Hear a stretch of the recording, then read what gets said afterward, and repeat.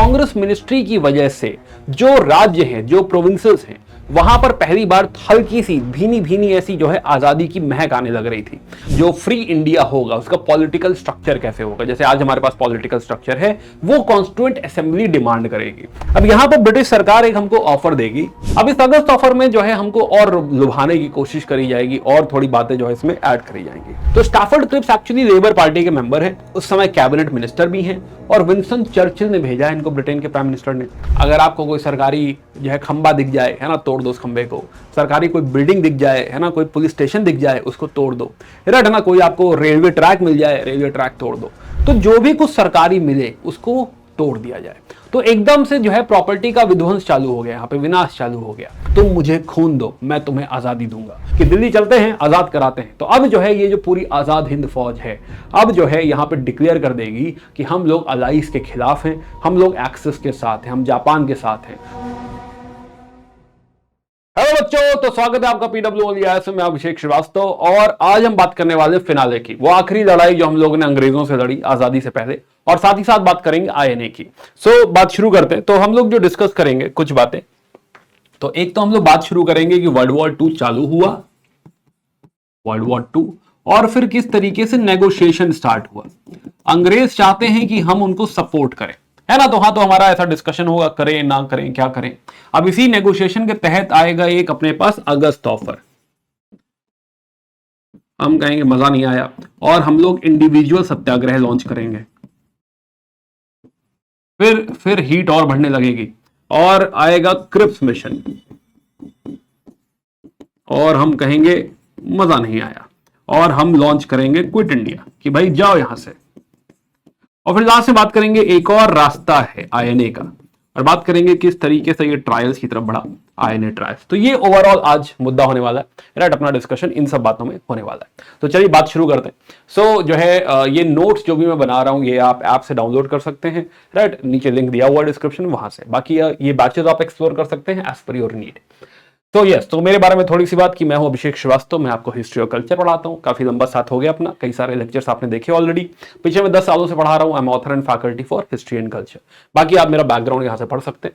Also ये जो Telegram channel है आप ये ज्वाइन कर लें, इससे मैं कभी कभी नोटिफिकेशन कुछ नोट्स वगैरह शेयर करता रहता हूँ, राइट, है ना। तो चलिए इसे स्कैन करके भी ज्वाइन कर सकते हैं, या फिर अभिषेक_PW UPSC वाला से भी आप इसे ज्वाइन कर सकते हैं।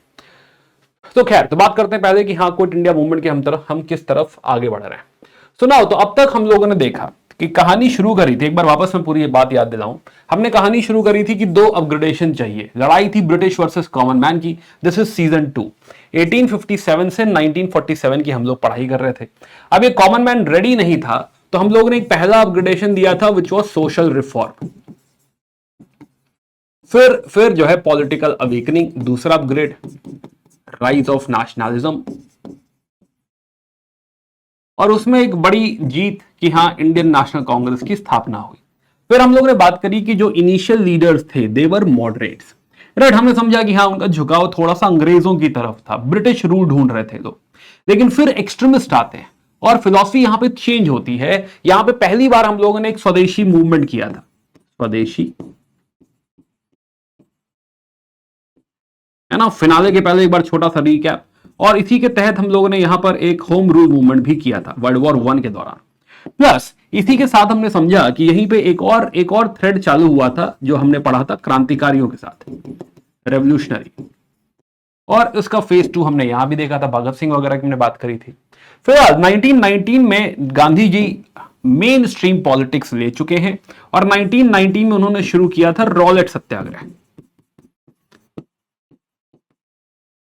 फिर उसे कॉल ऑफ करना पड़ा, राइट, वायलेंस हो गया था। फिर 1920 में हम लोगों ने चालू किया नॉन कॉपरेशन मूवमेंट, 22 में से कॉल ऑफ कर दिया था चौरी चौरा के बाद। फिर 1930 में हम लोग बात कर रहे थे कि अब तो आजादी ही चाहिए।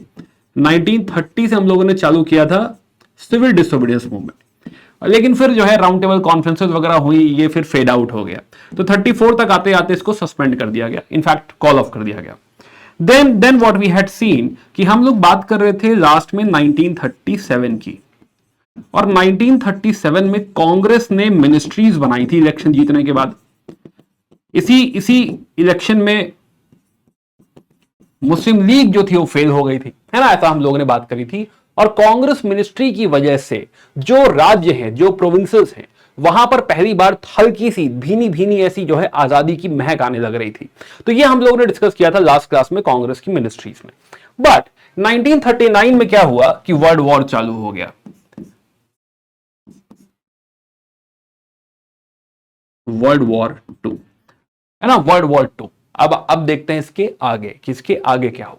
तो वर्ल्ड वॉर टू, अभी वर्ल्ड वॉर टू में क्या हो रहा है कि हाँ, जो हिटलर है ना, जो जर्मनी है, तो जर्मनी और इटली, इटली में मुसोलिनी है, तो ये इन्होंने एक पार्टी बना ली, एक ग्रुप बना लिया, ये सारे डिक्टेटर लोग हैं, फासिस्ट लोग हैं, राइट ना। तो ये दो ग्रुप हैं, जर्मनी और जो है इटली, और इनके साथ जुड़ गया है जापान। तो इनको बोला गया है कि दिस इज इविल पावर, है ना, ये बुरी पावर है, बुरे लोग हैं, विलेन है, नेगेटिव है, तो इनको एक्सेस पावर कहा गया। इनफैक्ट इसको इविल एक्सेस कहा गया, है ना, दीज आर एक्सेस पावर्स। और जर्मनी किसके खिलाफ लड़ रहा है? फ्रांस पे अटैक कर रहा है, पोलैंड पे अटैक कर रहा है। तो हमें दूसरी तरफ एक जो है ग्रुप बनता हुआ दिख रहा है इनिशियल स्टेज में, जिसे कहते हैं अलाइड पावर, कि हाँ, ये विलेन के खिलाफ जो है कुछ हीरो लोग इकट्ठा हो रहे हैं, जिसमें ब्रिटेन है शुरू में, फ्रांस है, चाइना है ना। तो हाँ, तो ये तीन लोग इनिशियल दौर में है ना, ये सारे ये बाद में आएंगे, 1941 में आएंगे दोनों। तो खैर, तो ये जो है तीन यहां पर मेन है, तीन इंपॉर्टेंट पावर है, इनके खिलाफ यहां पे क्या हो चुका है? युद्ध हो चुका है, युद्ध छिड़ गया है 1939 के सितंबर में, 1 सितंबर 1939। तो यहां से अपनी टाइमलाइन हम लोग चालू करते हैं। तो वर्ल्ड वॉर चालू हो गया 1 सितंबर 1939, राइट ना। वर्ल्ड वॉर टू चालू हो चुका है, जिसमें हमने देखा कि हाँ, दो गुट ऐसे बने हुए। अब जब वर्ल्ड वॉर टू चालू हुआ तो हमारा जो वाइसरॉय था उस समय लिलिथगो, तो लिलिथगो को पता नहीं क्या सूझा, लिलिथगो ने कहा कि भाई वर्ल्ड वॉर हो रहा है, हम भी ब्रिटिश इंडिया है, तो ब्रिटेन की मदद करेंगे। ऑब्वियसली वो अपने देश की मदद करना चाह रहा है, तो उसने इंडिया को भी इंक्लूड कर लिया कि हाँ भाई, हम भी क्या है, पार्टी है। तो 1 तारीख को लड़ाई चालू हुई, 3 सितंबर को लिलिथगो ने कहा कि हम भी क्या है, इंडिया भी वॉर का पार्टी है, इंडिया भी वॉर में पार्टिसिपेट करेगा। क्या उसने यहां पर किसी से पूछा? नहीं, उसने किसी से भी पूछना जरूरी नहीं समझा। तो 3 सितंबर को हो गया कि भाई इंडिया भी जो है क्या है, वॉर का पार्ट है, प्लस इंडिया भी हो गया, वर्ल्ड वॉर टू में पार्टी हो गया, है ना, कि हम पूरा सपोर्ट करेंगे, हमारी आर्मी जाएगी, हमारा पैसा लगेगा, खाना देंगे, ये सारी चीजें इसमें जो है इंक्लूड कर ली लिलिथगो ने। तो नाउ द पॉइंट इज कि हमसे क्यों नहीं पूछा? भाई इंडिया को इंक्लूड कर रहे हो तो एक बार इंडियन से पूछ तो लो, इंडियन पॉलिटिकल लीडर से पूछ लो, इंडियन पॉलिटिकल पार्टी से पूछ लो, कुछ नहीं तो पार्लियामेंट में डिस्कशन कर लो, राइट ना। जो भी आपने अब तक जो है ये 2 हाउसेस बना रखे हैं, आपकी एग्जीक्यूटिव है, उसमें इंडियन से किसी से तो पूछ लो। तो यहां उसने किसी का राय मशवरा नहीं लिया, मोस्ट इंपॉर्टेंटली कांग्रेस को यहां पे इन्वॉल्व नहीं किया, और इंडिया को इसमें इंक्लूड कर लिया। अब सवाल उठता है कि भाई क्यों, क्या क्या किया जाए भाई ऐसे में? तो ऐसे में जो है, अब ऐसे में वर्धा में मीटिंग बुलाई गई। तो गांधी जी ने अपने आश्रम पे बुलाई मीटिंग। तो वर्धा में मीटिंग होती है 9 तारीख को। तो 9 सितंबर वर्धा कॉन्फ्रेंस, कि भाई ऐसे में हम लोगों को क्या करना चाहिए। तो यहां पे अभी डिबेट हो रहा है कि भाई ये युद्ध चालू हो गया है, क्या इंडिया को इसमें पार्टिसिपेट करना चाहिए, नहीं करना चाहिए, लिलिथगो ने जो किया वो ठीक है कि नहीं ठीक है। अब ये सारा यहां पे डिबेट चालू हो गया। अब यहां पे अलग अलग व्यूज आ रहे हैं। एक व्यू है यहां पे गांधी जी का। गांधी जी यहां पे क्या कह रहे हैं कि ब्रिटेन इस समय मजबूर है भाई, है ना। तो गांधीयन मेथड क्या है? वो कह रहे हैं कि गांधीयन मेथड कह लो या नॉन वायलेंस मेथड कह लो, कि कह रहे हैं कि सिद्धांतों के हिसाब से अगर देखें तो यहां पे ब्रिटेन जो है मार खा रहा है, राइट ना। ब्रिटेन की पिटाई हो रही है, ब्रिटेन यहां पे युद्ध में है। अब ऐसे में हम ब्रिटेन को अगर पोक करें तो ये तो फायदा उठाने वाली बात हो गई, है ना, कि ब्रिटेन की जो है मजबूरी या ब्रिटेन की बर्बादी जो है हमारी आजादी का कारण नहीं हो सकती। ऐसे में हम उसको पोक नहीं कर सकते, लेकिन हाँ, आजादी उसे हमें देनी चाहिए, है ना। यहां पे अगर वो कह रहा है कि हाँ, हम फ्रीडम के लिए लड़ रहे हैं या फ्रीडम को सपोर्ट कर रहे हैं, डेमोक्रेसी को सपोर्ट कर रहे हैं, तो गांधी सेइंग कि हाँ जो है, हमें आप आजादी दे दो पहले। तो फ्रीडम यहां पे कहीं ना कहीं गांधी जी की डिमांड है।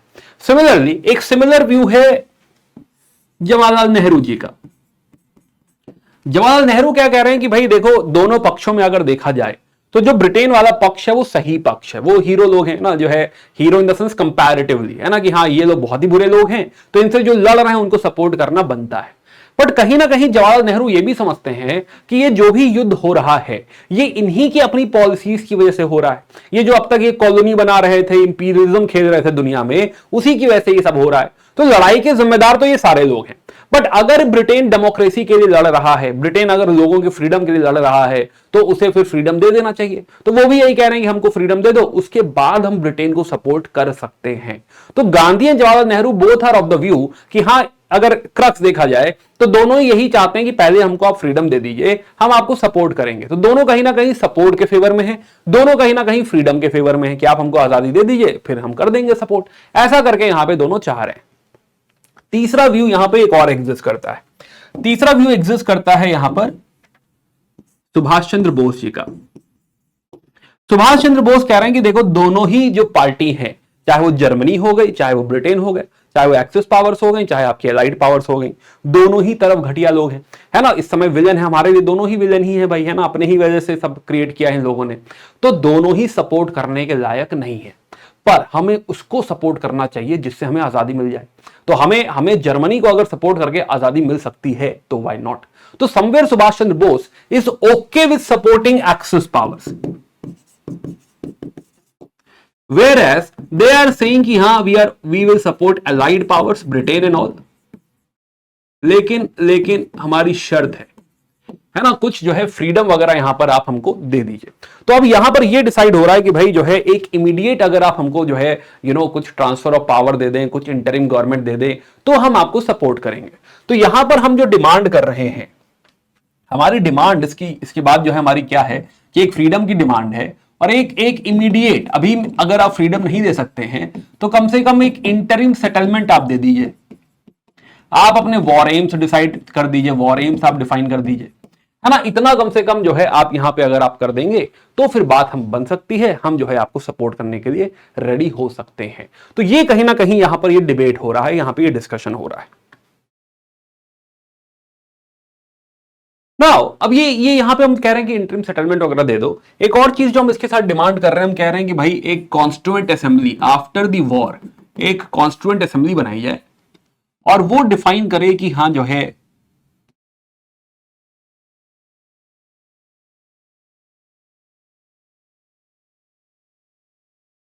वो डिफाइन करे कि भाई जो है जो फ्री इंडिया होगा उसका पॉलिटिकल स्ट्रक्चर कैसे होगा। जैसे आज हमारे पास पॉलिटिकल स्ट्रक्चर है, वो कॉन्स्टिट्यूएंट असेंबली डिमांड करेगी, डिफाइन करेगी, है ना। तो यहां पे ये बात जो है हम लोगों ने रख ली।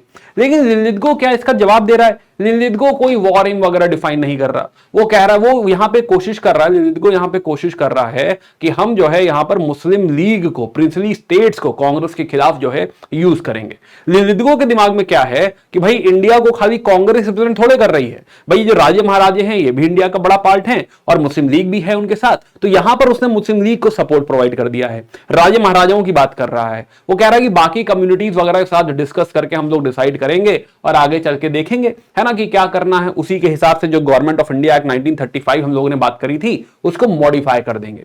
तो यहां पर क्या वो टूट रहा है, क्या वो नेगोशिएट करने को राजी है? नहीं। इनफैक्ट यहां पर हम क्या देखते हैं कि यहां पर वो हमारे साथ खेल रहा है डिवाइड एंड रूल। वो कांग्रेस को बैलेंस करने की कोशिश कर रहा है with the help of Muslim league, with the help of princely states. तो लिलिथगो ने हमारी बात सुनी, लिलिथगो ने हमारी बात नहीं सुनी। और जब लिलिथगो ने हमारी बात नहीं सुनी, है ना, काफी हमने वेट किया, जब उसका जवाब नहीं आया तो हमने डिसाइड किया कि भाई ऐसे में क्या हम कांग्रेस क्या इनका साथ देगी? नहीं। तो अक्टूबर 1939 में, तो ये सितंबर में चल रहा था, अक्टूबर 1939 जो मिनिस्ट्रीज सारी हम लोगों ने बना रखी थी, मिनिस्ट्रीज ने रिजाइन कर दिया।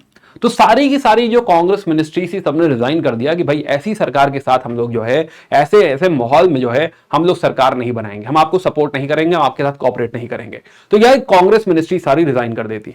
अब जब कांग्रेस मिनिस्ट्री ने रिजाइन किया तो भाई मुस्लिम लीग को बहुत अच्छा लगा। मुस्लिम लीग को जो इज्जत मिल रही है अचानक से, मुस्लिम लीग को बहुत अच्छा लग रहा है कि हाँ, अब तक मुस्लिम लीग 1937 के इलेक्शन में किनारे हो गई थी, साइडलाइन हो गई थी, लेकिन अब लिलिथगो खुद जो है उसे यूज करने की कोशिश कर रहा है। तो मुस्लिम लीग को बड़ा मजा आ रहा है इसमें। इसी चक्कर में जो है मुस्लिम लीग ने इसको सेलिब्रेट किया। तो मुस्लिम लीग यहां पर 22 दिसंबर को सेलिब्रेट करती है day of deliverance.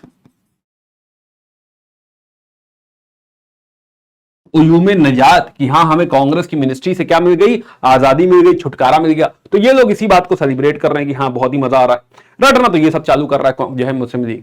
Plus Muslim League over here is supported by some other parties as well, including जो है बी आर अम्बेडकर। राइट, तो B R Ambedkar is also align with this कि हाँ ये कांग्रेस की मिनिस्ट्रीज जो है यहाँ पे ठीक नहीं थी। तो ये 1939 बीत गया और अब जो है शुरू होता है 1940।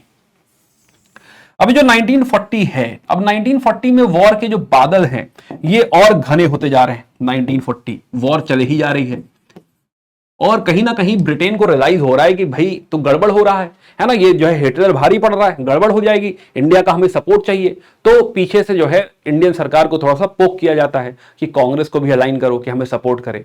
तब जनवरी 1940 में लिलिथगो अपना एक स्टेटमेंट जारी करते हैं।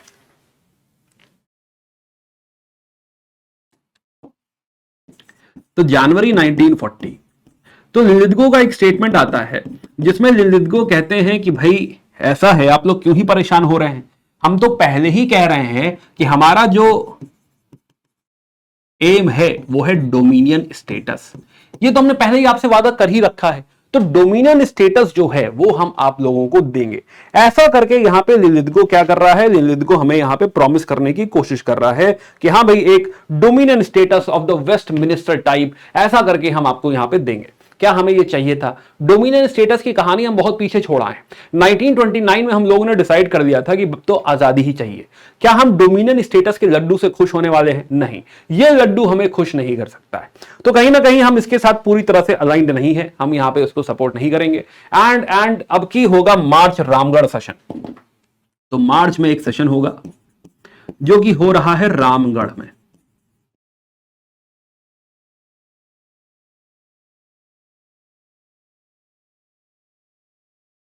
रामगढ़, तो रामगढ़ में इस बार मार्च में कांग्रेस का सेशन होता है और यहां पे प्रेसिडेंट है कांग्रेस के मौलाना आजाद। और यहां पर डिसाइड होता है कि क्या ये डोमिनियन स्टेटस हमको रुझा सकता है, क्या हम इससे खुश होंगे। यहां पर रियलाइज होगा कि नहीं भाई, इससे तो हम डोमिनियन स्टेटस से तो हम लोग यहां पर खुश नहीं होने वाले। ना ही हम नाजिज्म का सपोर्ट कर सकते हैं, ना ही फासिज्म का सपोर्ट कर सकते हैं, लेकिन ये जो ब्रिटिश इंपीरियलिज्म है इसका भी हम सपोर्ट नहीं कर सकते हैं। तो हम तो देखो सपोर्ट नहीं कर रहे हैं।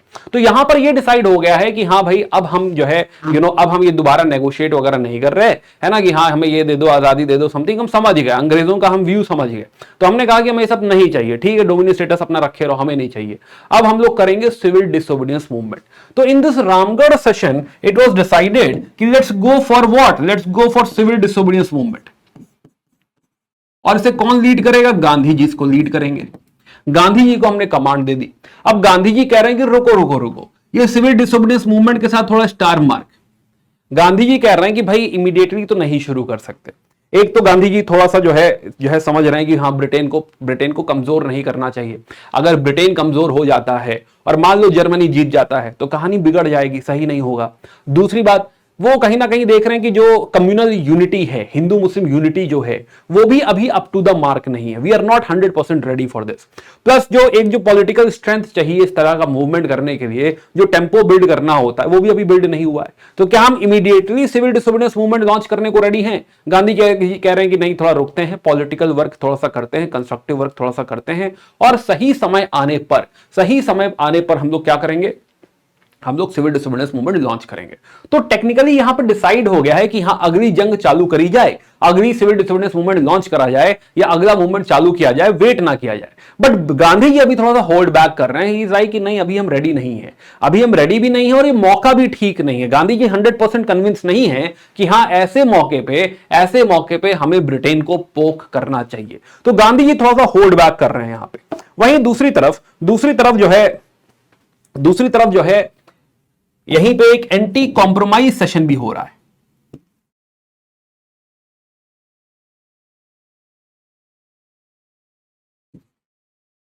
Anti compromise, this is Subhash Chandra Bose and the socialist, Congress socialist party and all. तो ये कह रहे हैं कि नहीं गांधी जी, कोई कॉम्प्रोमाइज तो नहीं करना है। तो वहीं रामगढ़ में एक और सेशन कंडक्ट हो रहा है, जो कि जनरली सारे सोशलिस्ट जो लीडर्स हैं, अच्युत पटवर्धन वगैरह, Acharya Narendra Dev, they are of the view, Subhash Chandra Bose of the view कि हमें इनके साथ कॉम्प्रोमाइज नहीं करना है। तो एक एंटी कॉम्प्रोमाइज कॉन्फ्रेंस हो रही है रामगढ़ में, इसमें किसान सभा भी है, एंड दे आर सेइंग कि हमें मास स्ट्रगल करना चाहिए। गांधी जी होल्ड बैक क्यों कर रहे हैं भाई, हम मास स्ट्रगल जल्दी से शुरू करते हैं। तो सुभाष चंद्र बोस कहीं ना कहीं यहां पे एग्रेसिव हैं, ईगर हैं। गांधी और जवाहरलाल नेहरू, स्पेशली गांधी, थोड़ा सा होल्ड बैक कर रहे हैं कि maybe this is not the right movement, we should wait. Now दूसरी तरफ है जो है मुस्लिम लीग है। तो इसी मार्च में मुस्लिम लीग ने अपना लाहौर सेशन किया है, लाहौर सेशन। तो मुस्लिम लीग कुछ और खेल रहे हैं, इतनी इज्जत मिल गई है मुस्लिम लीग को यहां पे, क्या मुस्लिम लीग अपनी अलग बातें करने लग रही, अलग डिमांड देने लग रही है। तो लाहौर सेशन में मुस्लिम लीग क्या कह रही है, मुस्लिम लीग कह रही है टू नेशन थ्योरी। तो मुस्लिम लीग एक अलग एजेंडा लेकर आ गई है कि टू नेशन थ्योरी।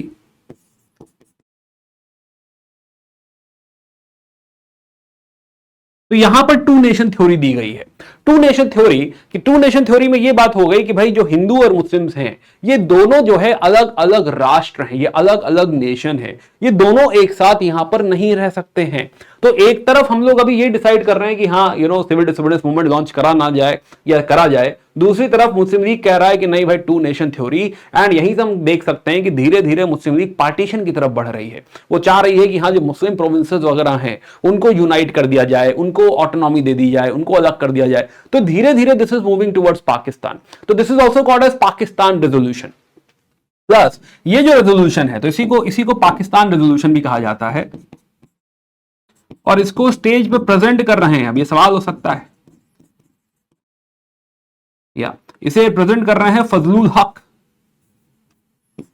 बंगाल के प्रीमियर हैं भाई। ये बंगाल से लाहौर जाके जो है, पंजाब में जाके जो है क्या कर रहे हैं, ये प्रेजेंटेशन दे रहे हैं कि हाँ ये टू नेशन थ्योरी। तो टू नेशन थ्योरी, तो मार्च में ये तीन तरह का डिस्कशन, तीन तरह का डिबेट हम देख रहे हैं। एक गांधी जी कह रहे हैं कि रुको रुको रुको, सिविल डिसोबीडियंस मूवमेंट सोच समझ के करेंगे। एक एंटी कॉम्प्रोमाइज चल रहा है कि भाई हम कॉम्प्रोमाइज नहीं करेंगे, हम कुछ जो है बड़ा करेंगे, कुछ लड़ाई हो सकती है, कुछ सिविल डिसोबीडियंस मूवमेंट यहाँ पे कर देना चाहिए, कुछ मास स्ट्रगल कर देना चाहिए।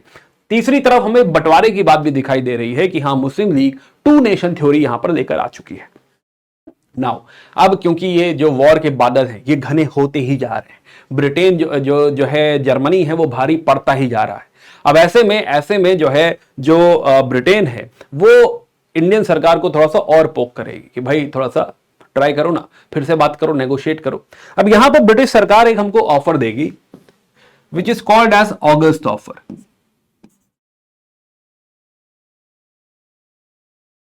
तो एक और ऑफर दिया जाएगा कॉल्ड एज ऑगस्ट ऑफर, अगस्त ऑफर। अब इस अगस्त ऑफर में जो है हमको और लुभाने की कोशिश करी जाएगी, और थोड़ी बातें जो है इसमें ऐड करी जाएंगी। तो आइए देखते हैं अगस्त ऑफर में क्या हो रहा है। तो अगस्त ऑफर सुनाओ, अभी जो अगस्त ऑफर आया इसमें हमें कुछ कुछ और वादे किए गए। तो जैसे कि एक वादा किया जा रहा है कि भाई आपसे पूछा नहीं था ना, है ना, इसी बात पे आप लोग दुखी हैं, तो हम लोग क्या करेंगे कि जो एग्जीक्यूटिव काउंसिल में जो इंडियन मेंबर्स हैं उसकी एक वॉर एडवाइजरी काउंसिल बनाएंगे, है ना। तो हाँ, तो ये क्या हमको कह रहे हैं कि वाइसरॉय की जो एक एग्जीक्यूटिव काउंसिल है इसमें इंडियन मेंबर्स को इंक्लूड करते हुए एक वॉर एडवाइजरी काउंसिल बना दी जाएगी। इसमें इंडियंस भी होंगे। तो जो आप कह रहे थे कि हाँ इंडियंस की राय मशवरा नहीं किया, अब कर लेंगे, कोई बात नहीं, देर हो गई, अब कर लेंगे। तो अब अंग्रेज हमको कह रहे हैं कि हम एक वॉर एडवाइजरी काउंसिल बनाएंगे, उसमें हम लोग इंडियंस को भी रखेंगे। एक बात इन्होंने ये कही। दूसरा, हम लोगों ने कॉन्स्टिट्यूएंट असेंबली की डिमांड करी थी, तो उन्होंने कहा कि चलो ठीक है ना, आगे जाके हम आपको कॉन्स्टिट्यूएंट असेंबली भी दे देंगे। तो इन्होंने एक हमको फाइनली वादा और कर दिया।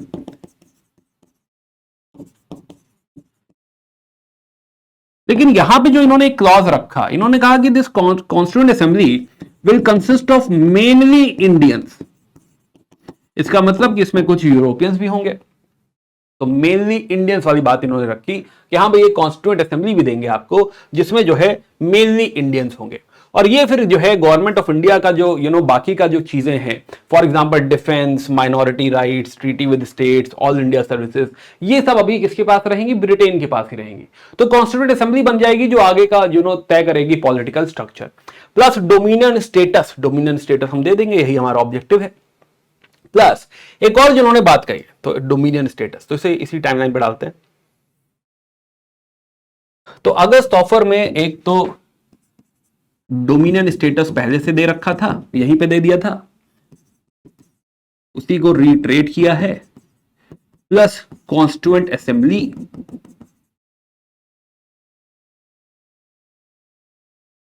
लेकिन इसमें इन्होंने एक बात कही है कि मेनली इंडियंस, यानी इंडियंस के साथ कुछ और भी लोग होंगे। प्लस इन्होंने एक बात कही है कि हां वॉर एडवाइजरी काउंसिल बना देंगे तुरंत।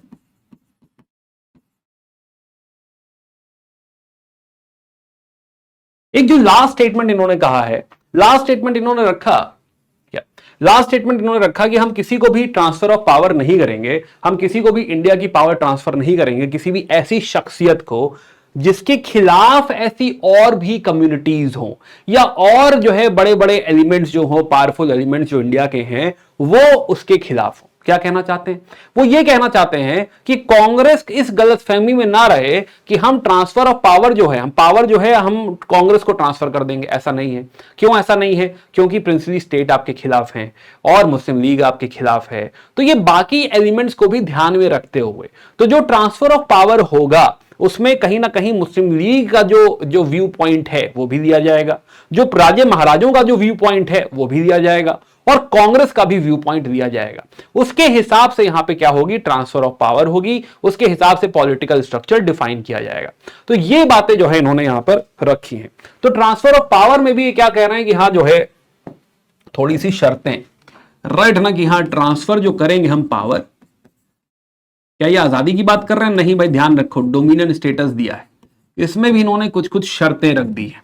तो डोमिनियन स्टेटस हमको ऑफर किया और कुछ कुछ शर्तें रख दी। अब कांग्रेस यहां पे सोच रही है कि भाई क्या किया जाए, है ना, ये सब जो ऑफर इन्होंने किया तो क्या किया जाए। तो कांग्रेस देखो, पहली बात तो डोमिनियन स्टेटस बहुत पीछे छोड़ के चली आई है। तो जवाहरलाल नेहरू कहते हैं कि जो डोमिनियन स्टेटस का जो वादा है, it is dead as a doornail, है ना, ये बहुत पहले हमारे लिए खत्म हो चुका है। तो क्या ही हमको डोमिनियन स्टेटस के वादे कर रहे हो? तो हमारी तरफ से जो है ना है, मना है भाई, हम नहीं मान रहे अगस्त ऑफर।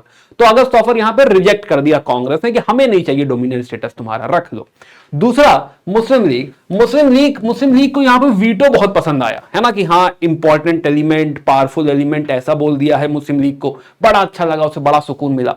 लेकिन कहीं ना कहीं इसमें क्लियर पार्टीशन नहीं दिख रहा, उसे क्लियर नहीं दिख रहा कि हाँ मुस्लिम लीग को जो है क्या पावर मिलेगी, मुस्लिम प्रोविंसेस कैसे क्रिएट होंगे, ये सारी बातें यहां पर नहीं है। तो यहां पर मुस्लिम लीग ने भी रिजेक्ट कर दिया, तो कांग्रेस ने भी रिजेक्ट कर दिया और मुस्लिम लीग ने भी इवेंचुअली इसको रिजेक्ट ही कर दिया है। हालांकि मुस्लिम लीग का व्यू पॉइंट यहां पे मायने नहीं रखता, उसे पूछ ही कौन रहा है ना। मुस्लिम लीग तो ऑलरेडी अंग्रेजों के साथ ही है, तो पहले तो कांग्रेस को मनाना है, बाद में सोचा जाएगा मुस्लिम लीग की। तो यहां पे ब्रिटेन की प्रायोरिटी, सरकार की प्रायोरिटी ये नहीं है कि मुस्लिम लीग का व्यू पॉइंट क्या है, उनकी प्रायोरिटी ये है कि कांग्रेस किसी तरह मान जाए। कांग्रेस अगर मान जाएगी तो हाँ, तो इंडिया से पूरा सपोर्ट हमें मिलने लग जाएगा। तो ये उनका व्यू पॉइंट है यहां पे। बट सिग्निफिकेंस अगर हम देखें तो हाँ, तो आगे बढ़ के कम से कम, है ना, कम से कम इन्होंने अब जो है डोमिनियन स्टेटस तो पहले भी दे रहे थे, लेकिन हाँ कॉन्स्टिट्यूएंट असेंबली जो है आगे बढ़ के हमको दे रहे हैं। ये बात हमको बहुत अच्छी लगी, रटना कि हाँ चलो ठीक है, यहां तक ये लोग पहुंचे कि हमको जो है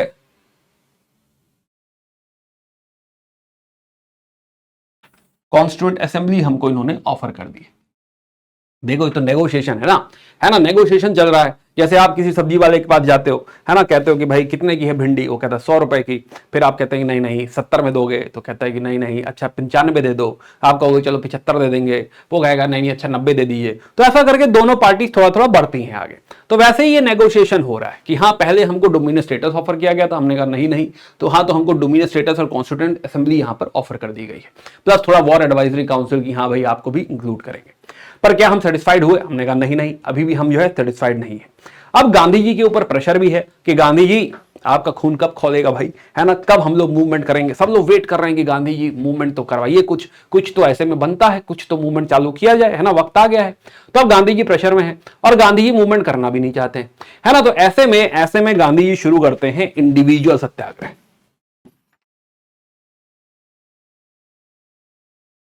तो अक्टूबर 1940 we had started individual सत्याग्रह।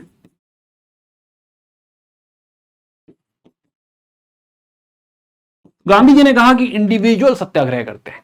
तो सबने पूछा गांधी जी ये क्या है, तो नया बता दिए आप। सत्याग्रह तक ठीक था, नॉन कॉपरेशन मूवमेंट भी जानते हैं हम लोग, सिविल डिसोबीडियंस मूवमेंट भी जानते हैं, पर ये नई कहानी क्या है, इंडिविजुअल सत्याग्रह।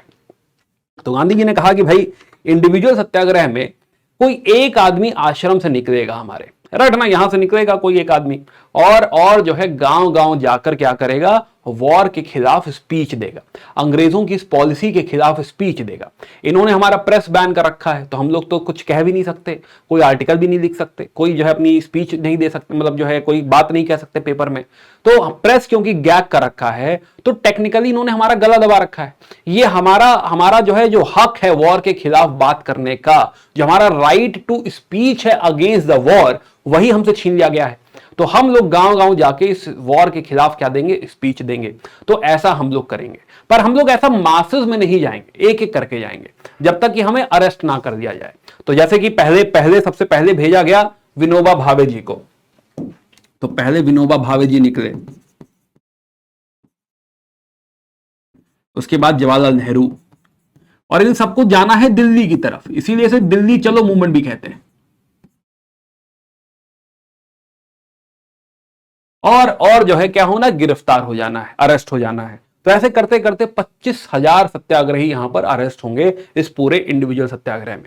पर क्या ये कोई मास मूवमेंट है? नहीं, ये कोई मास मूवमेंट नहीं है। ये जो है ये ब्रिटेन को परेशान करने वाली बात नहीं है ना, कि हाँ ब्रिटेन जो है एकदम से घुटनों पे आ जाए, कहे कि क्या ही कर दिया है, ये वो बात नहीं है। ये खाली ये दिखाने की बात है कि भाई हम में शक्ति है, हम करने को कोई मास स्ट्रगल कर सकते हैं, कोई मूवमेंट कर सकते हैं, लेकिन हम लोग होल्ड बैक कर रहे हैं क्योंकि हम इस मौके का फायदा नहीं उठाना चाहते।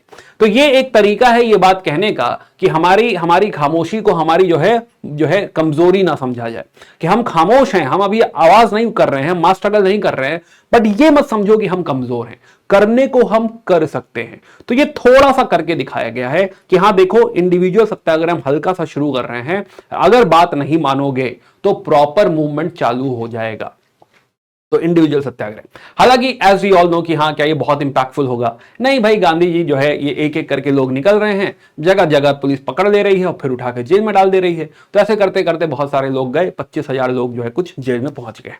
खैर अभी भी क्या ये जो है तनातनी बनी हुई है, क्या कुछ सॉल्व हो रहा है? अभी भी कुछ सॉल्व नहीं हो रहा है। अब ऐसे में शुरू होता है 1941। अब 1941 में है ना, इंडिविजुअल सत्याग्रह हमारा चल रहा है ना, कहीं किसी दिशा में हम नहीं जा रहे।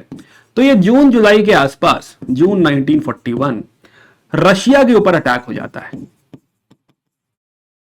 अब तक रशिया वॉर में नहीं था, अब ये भी अलाइड पावर ज्वाइन कर लेगा। यस, अब ये भी जो है क्या है, जाके अलाइड पावर ज्वाइन कर लेगा, है ना। अब तक जो है रशिया को किनारे करने के लिए जर्मनी ने, हिटलर ने रशिया से वादा कर रखा था कि आप पे अटैक नहीं करेंगे। तो रशिया चुपचाप देख रहा था कि हाँ ठीक है, हम पे तो अटैक नहीं करेगा, and Russia was too big to be attacked. तो रशिया को लग रहा था कि हमारे ऊपर कौन ही अटैक कर सकता है, और हिटलर ने वादा भी किया है। और हिटलर बेसिकली टाइम बाय कर रहा था कि पहले बाकी लोगों को जो है अटैक कर लेते हैं, बाकी लोग को हराते हैं, उसके बाद जो है रशिया पे अटैक करेंगे। तो वो टाइम बाय कर रहा था। जब बाकी जगह उसने छेड़ दिया और वो सेटल्ड था, उसके बाद उसने डिसाइड किया कि चलो रशिया पे भी अटैक करते। तो he had attacked Russia as well. तो अब ये झटका लगा जून 1941 में, जब जो है रशिया जो है, रशिया के ऊपर जर्मनी ने अटैक कर दिया। अब रशिया ने भी जाके अलाइड पावर ज्वाइन किया, राइट ना, वो भी ब्रिटेन के साथ है, वो भी अब ब्रिटेन का साथी हो चुका है। प्लस दिसंबर 1941 में यूएस बेस्ड पर्ल हार्बर पर अटैक होता है। तो जापान ने पर्ल हार्बर पर अटैक कर दिया। तो अब जो यूएस है, जो अब तक वॉर का पार्टी नहीं था, अब वो भी अलाइड पावर ज्वाइन कर लेगा, वो भी ब्रिटेन की साइड हो जाएगा। तो 1941 में कहीं ना कहीं जो एक्सिस पावर है, जो जर्मनी का जो ग्रुप है, वो उसका आतंक बढ़ता ही जा रहा है। अब वो रशिया पे भी अटैक कर दिया। वो ये उसकी जो है यू कैन से ऑडेसिटी है, राइट है ना, कि हाँ सब पे है ना, रशिया को भी लपेटो, जो है यूएस को भी लपेटो, तो हाँ तो जो है उसने अटैक कर दिया है। प्लस इधर से जापान बढ़ता जा रहा है। 1941 के एंड तक आते आते हम देखेंगे कि जापान धीरे धीरे धीरे जो है क्या है, बढ़ता जा रहा है। मार्च तक आते आते जापान रंगून पहुंच जाएगा। सो यहां पे हम साथ ही साथ ये देख रहे हैं कि हां जापान जो है, Japan gradually is advancing towards India. Rangoon पहुंच जाएगा भाई, बर्मा पहुंच जाएगा वो। तो धीरे धीरे जो वॉर का खतरा है, जो अब तक हमारे बॉर्डर से काफी दूर हुआ करता था, अब धीरे धीरे 1941 के एंड तक आते आते अब ये वॉर का जो बादल है अभी इंडिया पे ही मंडराने लग रहा है। अब ये इंडिया पार्टी बने ना बने ये सब बात ही नहीं रह गई, अब तो लड़ाई ही इंडिया के बॉर्डर्स तक आ रही है। तो अगर लड़ाई ही इंडिया के बॉर्डर्स तक आ जाएगी तो टेक्निकली हमारा ये मुद्दा ही खत्म हो गया कि हमें पार्टिसिपेट करना है कि नहीं करना है। फिर तो पार्टिसिपेट करना ही पड़ेगा ना, फिर तो हमारे ऊपर अटैक हो रहा है।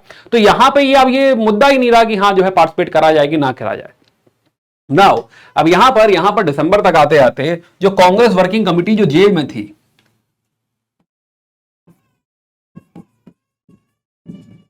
इनको रिहा किया गया and they were ready to negotiate. तो इन्होंने मीटिंग करी और इन्होंने कहा कि गांधी जी अभी व्यू रहने दीजिए अपना, राइट। गांधी और जवाहरलाल नेहरू जी की व्यू का जो है उन्होंने साइडलाइन किया। इन्होंने कहा कि we are ready to negotiate, कुछ वही बात की हाँ एक इंटरिम सेटलमेंट अगर आप अभी दे देते, राइट ना, तो हाँ तो जो है हम कर देंगे। तो अब जो है ब्रिटेन विल बी लाइक कि चलो ठीक है ना, चलो नेगोशिएट करते हैं। तो अब जो है एक क्रिप्स मिशन भेजा जाएगा मार्च 1942 में। तो March 1942 we have Cripps mission.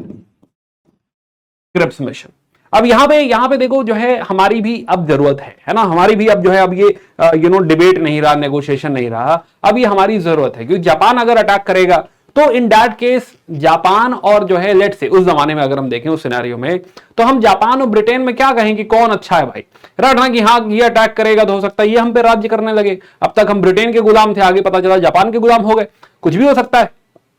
तब यहां पे होगा कि हाँ भाई ठीक है पहले तो डिफेंड किया जाए, है ना, डिफेंस इंपॉर्टेंट है। लेकिन क्या ये नेगोशिएशन छोड़ दिया जाएगा, है ना, ये नेगोशिएशन छोड़ भी नहीं सकते, कि ये भी बात नहीं कह सकते कि हाँ चलो ठीक है अब हम साथी हो गए, ये भी बात ठीक नहीं है ना। ब्रिटेन को भी हम क्यों ही सपोर्ट कर दें।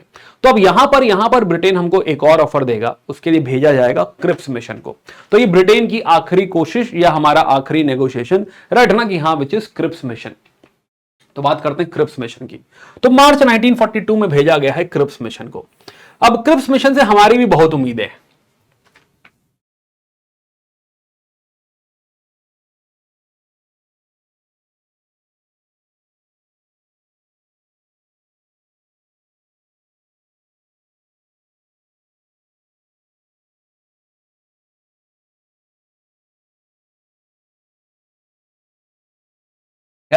तो क्रिप्स मिशन से देखो हमारी भी उम्मीदें हैं, हमको हमको भी लग रहा है कि हाँ यार इस प्रॉब्लम को सॉल्व किया जाए, है ना, कि जापान अब रंगून पहुंच रहा है, तब ये आ ही रहा है हमारी तरफ, चला ही आएगा।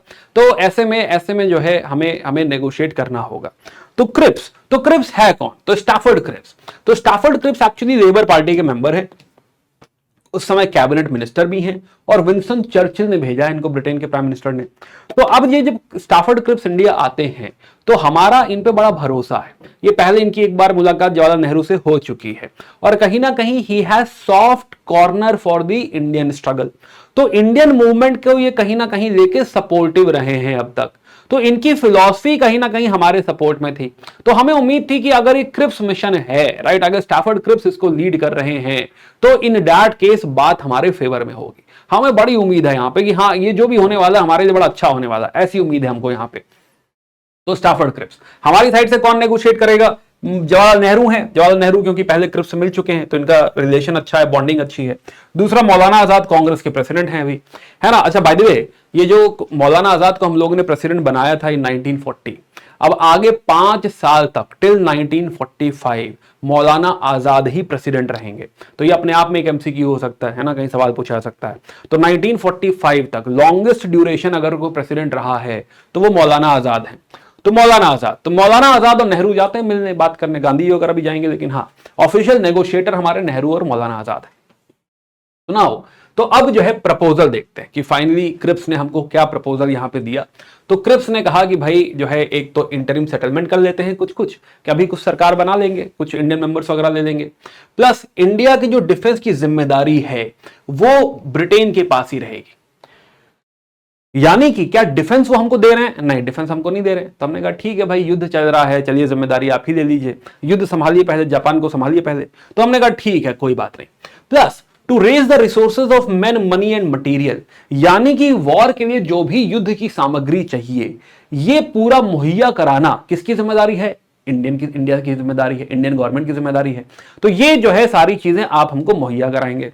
हमने कहा हाँ ठीक है, हम जब युद्ध हो ही रहा है, हमारे साथ ही युद्ध हो रहा है, तो ये सारी चीजें जुगाड़ करना हमारी जिम्मेदारी बन जाती है। भाई ठीक है, जब हम पार्टी बन रहे हैं तो करेंगे सपोर्ट। तो हम कह देंगे हाँ भाई ठीक है, चलो कर देंगे सपोर्ट। और बताओ, अब वॉर के बाद का प्रपोजल सुनते हैं कि हाँ वॉर के बाद, तो वॉर के बाद आपको क्या मिलेगा? वॉर के बाद आपको दिया जाएगा डोमिनियन स्टेटस। अब यही हमारा दिमाग घूम जाएगा, है ना। डोमिनियन स्टेटस कौन मांग रहा था भाई? राइट, डोमिनियन स्टेटस तो हम लोग पीछे छोड़ आए थे। अगर डोमिनियन स्टेटस पे ही एग्री करना होता तो अगस्त ऑफर में हाँ बोल देते ना हम लोग, वही कह देते कबूल है। लेकिन जब हमें नहीं पसंद है, जब हमको नहीं सुनना डोमिनियन स्टेटस, तो तुमने क्यों कहा डोमिनियन स्टेटस? लेकिन यहां पे इन्होंने फिर हमसे कह दिया डोमिनियन स्टेटस, और उसके बाद कह रहे हैं कि हाँ जो है बाकी आप जो देश हैं, ब्रिटिश कॉमनवेल्थ में जो और देश हैं, राइट ना, उनके साथ जो है आप अपना relationship, foreign relationship, international bodies के साथ रिलेशनशिप आप मैनेज कर सकते हैं अपने हिसाब से। इसका मतलब क्या हुआ? कॉमनवेल्थ पहले समझते हैं कि क्या है। तो ब्रिटेन के जो कॉलोनीज हैं उसमें एक हम तो हैं ही, राइट, एक बर्मा भी है, इजिप्ट भी है, ऐसे ही बहुत सारी अफ्रीकन कंट्रीज हैं, है ना।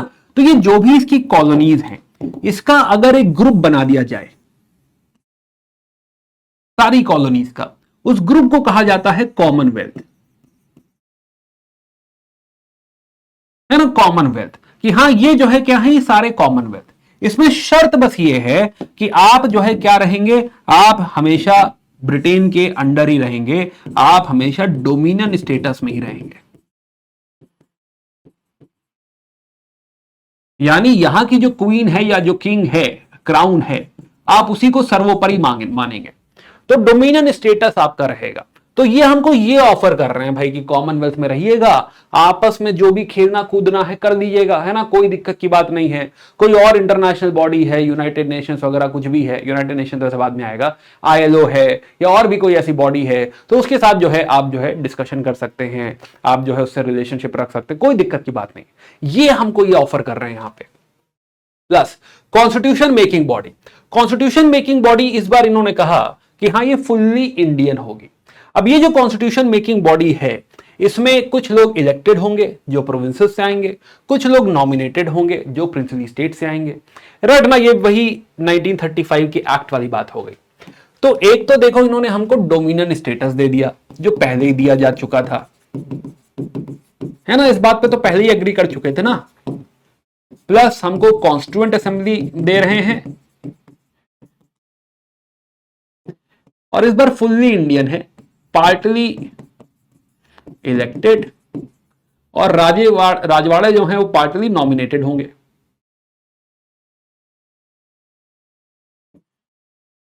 ये इन्होंने ऑफर कर दिया। क्या हम इन सब चीजों को एग्री कर सकते हैं? तो ये सुनते ही सुनते हमें समझ में आ रहा है कि हम ना ही बोलेंगे भाई, राइट। तो डोमिनियन स्टेटस ही जो है इन्होंने गलत बोल दिया था। प्लस इन्होंने कॉन्स्टिट्यूएंट असेंबली बनाई, वो भी ठीक नहीं बनाई। प्लस एक और बात इन्होंने कह दी, इंडियन स्टेट्स और प्रोविंसेस अगर जो है इंडियन यूनियन के बाहर रहना चाहें तो जो है रह सकते हैं। इसका मतलब कि अगर जो है जो आज पाकिस्तान है वो सारे प्रोविंसेस, बलूचिस्तान, NWFP, उधर का पंजाब, अगर ये कहे कि हमें इंडियन यूनियन के बाहर रहना है, हमें इंडियन यूनियन के अंदर नहीं रहना है, तो रह भी सकते हैं। तो टेक्निकली ये राइट टू सिसीड दे रहा है, यानी ये पार्टीशन की बात भी कर रहा है। Plus it is okay with partition as well. हम यहीं पर डिसएग्री हो गए थे, ऊपर से ये पार्टीशन की बात इसने कर दी है। क्या हम कभी भी इसको एग्री कर पाएंगे? राइट ना। तो हाँ, तो हम इसको एग्री तो देखो नहीं कर सकते। या प्लस ये जो कॉन्स्टिट्यूशन मेकिंग बॉडी है यही नेगोशिएट करेगी आपकी जो है ब्रिटेन से कि हाँ भाई क्या क्या ट्रांसफर ऑफ पावर होना है, वाइसरॉय इंडियन रहेगा तो कैसे रहेगा समथिंग, और रिलीजियस और रेशियल माइनॉरिटीज जो है उनका जो है उनको उनकी देखरेख भी इंपॉर्टेंट है ना, उनकी उनकी जो है जो राइट्स है उनको सेफगार्ड किया जाएगा। प्लस डिफेंस ऑफ इंडिया वो ब्रिटिश हैंड में ही रहेगा and the governor general's powers would remain as it is, right है ना। जब तक ये नहीं हो रहा है, जब तक ये ट्रांसफर नहीं हो रहा है, तब तक डिफेंस उन्हीं के पास रहेगा, गवर्नर जनरल की पावर ज्यों की त्यों बनी रहेगी। एंड ऑब्वियसली कुछ भी हो जाए है ना, जापान आ गया है राइट है ना, लेकिन हम क्या इन सब बातों पे एग्री कर सकते हैं? नहीं, फिर तो युद्ध ही हो जाने दो, क्या ही है, देखा जाएगा। तो हाँ, तो ये जो क्रिप्स मिशन ने जो वादे करे है ना, ये हमारा दिल तोड़ गया बिल्कुल। हमें उम्मीद ही नहीं थी कि क्रिप्स भी ऐसी आके बातें कर सकता है। तो अभी किसी को पसंद नहीं आएगा, कांग्रेस भी ऑब्जेक्ट करेगी है ना, डोमिनेंट स्टेटस हमको नहीं चाहिए, अभी पुरानी बात हो चुकी है। और ये जो है राजेवाड़े नॉमिनेट क्यों कर रहे हैं, ये भी हमको नहीं चाहिए। ये प्रोविंसेस अलग क्यों हो सकते हैं, ये भी हमको नहीं चाहिए, राइट ना। डिफेंस मैटर्स में क्या हमारा कोई रियल से है? नहीं। इमीडिएट ट्रांसफर ऑफ पावर क्या भी हो रही है? नहीं। गवर्नर जनरल को इतनी सारी पावर क्यों ही दे रखी है? ऐसे हमारे बहुत सारे सवाल, ऐसे हमारे बहुत सारे मुद्दे कि हम इस पे एग्री नहीं कर रहे हैं। हम क्रिप्स से सवाल पूछ रहे हैं कि क्रिप्स साहब ये तो नहीं अलाउड है, ऐसे तो नहीं करेंगे, ये तो मना कर रहे हैं। क्रिप्स जवाब ही नहीं दे रहा है। राइट ना, क्रिप्स कह रहा है कि भाई जो है यही है ना, लेना हो लो, राइट है ना, टेक इट और लीव इट, मर्जी है, वैसा वाली बातें कर रहा है वो। तो वो नेगोशिएट भी नहीं कर पा रहा है। क्यों नेगोशिएट नहीं कर पा रहा है? क्योंकि विंस्टन चर्चिल ने उसको एक्चुअली पावर दी भी नहीं है। विंस्टन चर्चिल ने जो है वहां से जो समझा बुझा के भेजा है वही उसने यहां प्रेजेंट करा है, और उसके आगे पीछे कोई नेगोशिएशन नहीं है। इसमें हम कोई मॉडिफिकेशन अमेंडमेंट कुछ भी नहीं कर सकते हैं। तो ऐसे में हम क्यों ही एग्री करेंगे? तो कांग्रेस ने जो है कहा कि हाँ भाई हमें नहीं चाहिए सब। सिमिलरली मुस्लिम लीग कह रहा है कि एक ही इंडियन यूनियन क्यों बना रहे हो, राइट। ये कॉन्स्टिट्यूएंट असेंबली भी उसको मजा नहीं आ रहा है कि हाँ ये क्या ही जो है प्रोविजन दिया। तो क्रिप्स प्रपोजल उसके हिसाब से जो मुस्लिम कम्युनिटी है क्या उसको राइट टू सेल्फ डिटर्मिनेशन दे रहा है? नहीं, उसको राइट टू सेल्फ डिटर्मिनेशन नहीं दे रहा है। तो मुस्लिम लीग भी इससे खुश नहीं है, तो वो भी ऑब्जेक्ट कर रही है। उसके सवालों का भी जवाब नहीं मिल रहा है, राइट ना। तो हाँ, तो किसी के सवालों का कोई जवाब नहीं, कोई डाउट डिस्कशन यहां पर नहीं हो रहा है। Similarly, others also are not very happy. Liberals are also like कि हाँ ये आप देश कैसे बांट सकते हैं। सेम बात हिंदू महासभा भी कह रही है। डिप्रेस क्लास कह रही है कि हमारा क्या होगा, राइट ना। सिख कह रहे हैं कि हाँ ये पंजाब जो है किस साइड जाएगा, क्या करना है भाई, है ना। तो ये सब बड़ा डिस्कशन हो रहा है। तो ओवरऑल क्या इसका कोई सॉल्यूशन निकला? हमें उम्मीद थी कि हाँ क्रिप्स प्रपोजल के बाद शायद कोई एक मुद्दा सॉल्व होगा, शायद हमको आजादी यहीं पे दे दी जाएगी, या इंटरिम कुछ ऐसा मीनवाइल कुछ डिस्कशन हो जाएगा और इस युद्ध खत्म होने के बाद हमें आजादी जो है दे दी जाएगी। लेकिन ये जो बातें यहां पे कर दी हैं, इससे एकदम हमारा मूड खराब हो गया है, दिल टूट गया है। गांधी जी ने कहा कि this is post dated cheque, कि हाँ 20-25 साल पहले आए होते है ना, 1910s में ऐसी बात कर रहे होते, 1920 के आसपास ऐसी बात करते तो मैं सुन लेता, राइट ना, कि हाँ ठीक है, तब हम एक्सेप्ट कर लेते, खुशी से एक्सेप्ट कर लेते। But this is post dated cheque, अब ये निकल चुकी है, डेट निकल चुकी है दोस्त, है ना, ये नहीं होगा। तो नाउ ये क्रिप्स मिशन गया, क्या इससे कुछ सॉल्व हुआ? इससे कुछ भी सॉल्व नहीं हुआ। और अब गांधी जी जो है अब कहीं ना कहीं वो जापान में अपना सेवियर नहीं ढूंढ रहे हैं, राइट ना। वो इस बात के साथ, इस बात के पूरी तरह से खिलाफ है कि ये जो जापान है ये एशिया को लिबरेट करेगा। जापान ऐसे नारे लगा रहा था, एशिया फॉर एशियाटिक्स, है ना। तो हाँ, तो गांधी जी ने कहा कि नहीं, राइट ना, ये एशिया फॉर एशियाटिक्स वगैरह की बातें बेकार हैं। हम जापान का यहाँ पे कोई सपोर्ट नहीं ले रहे, हम जापान का कोई वेट नहीं कर रहा है कि हाँ वो अटैक करे तो उसका सपोर्ट कर दिया जाए, नहीं, हम इसके भी खिलाफ है। तो गांधी जी यहां पे मिलिटेंट मूड में आ चुके हैं। तो गांधी जी ने मई में एक स्टेटमेंट दिया है कि हाँ लीव इंडिया। तो मई में इन्होंने कहा है कि लीव इंडिया टू गॉड और टू एनार्की, कि हाँ अगर जो है देश में एनार्की हो जाए, लॉ एंड ऑर्डर पूरी तरह से डिस्ट्रॉय हो जाए, कोई बात नहीं, हो जाने दो, लेकिन अभी आप लोग चले जाओ। अंग्रेजों को जाने के लिए कह रहे हैं कि हाँ leave India, this orderly disciplined anarchy should go and if as a result there is complete lawlessness, कि अगर भारत में आपके जाने की वजह से पूरी कानून व्यवस्था अगर चरमरा जाए, गड़बड़ा जाए, बर्बाद हो जाए, मुझे कोई फर्क नहीं पड़ता, मैं वो रिस्क लेने को तैयार हूं, बट आप लोग चले जाओ। तो मई में ही उनका ये मिलिटेंट मूड आ चुका है। अब ये दूसरे गांधी हो चुके हैं ना, ये अलग ही गांधी हो चुके हैं, ये ऐसे गांधी हमने पहले नहीं देखे थे। तो गांधी जी यहाँ पे अब मिलिटेंट मूड में आ चुके हैं, अब उनके भी सब्र का बांध टूट चुका है, उन्होंने बहुत होल्ड बैक कर लिया है ना, बहुत हो गया कि हाँ जो है कहीं डिस्टर्ब ना हो जाए, युद्ध चल रहा है, अब युद्ध अपने घर आ चुका है ना, तो अब ये सब्र वाला जो है बात नहीं चलेगी, तो अब ये बांध टूट चुका है। एंड देन इन अगस्त 1942, तो ऐतिहासिक दिन आता है अगस्त में,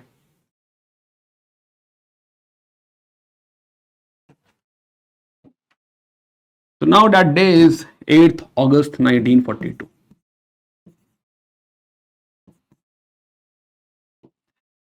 गोवलिया टैंक बॉम्बे में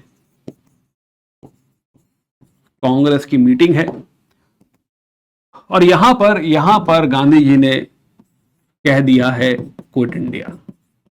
यहां से हमारा चालू होगा क्विट इंडिया मूवमेंट, है ना। तो हाँ, तो इसके पहले एक दिन मीटिंग हुई है जिसमें डिस्कशन हुआ है कि हाँ ऐसा ऐसा करेंगे। तो 8 अगस्त 1942 गोवलिया टैंक, है ना, ऑल इंडिया कांग्रेस कमेटी सारी मिली यहां पर और यहां पर क्विट इंडिया रेजोल्यूशन पास हुआ कि अब हमें क्या चाहिए, अब अंग्रेजों भारत छोड़ो, हमें कोई नेगोशिएशन नहीं चाहिए, हमें कोई ट्रांसफर ऑफ पावर नहीं चाहिए कि हाँ तुम जाओगे तो कॉन्स्टिट्यूंट असेंबली बनेगी तो ये होगा वो होगा, ये हेन तेन फलाना धमाका हम बाद में देखेंगे, अभी तुम लोग जाओ बस, है ना, हम अपनी असेंबली बना लेंगे, हम जो है देख लेंगे कैसे क्या करना है, बाद में हम देख लेंगे, तुम लोग निकलो बस।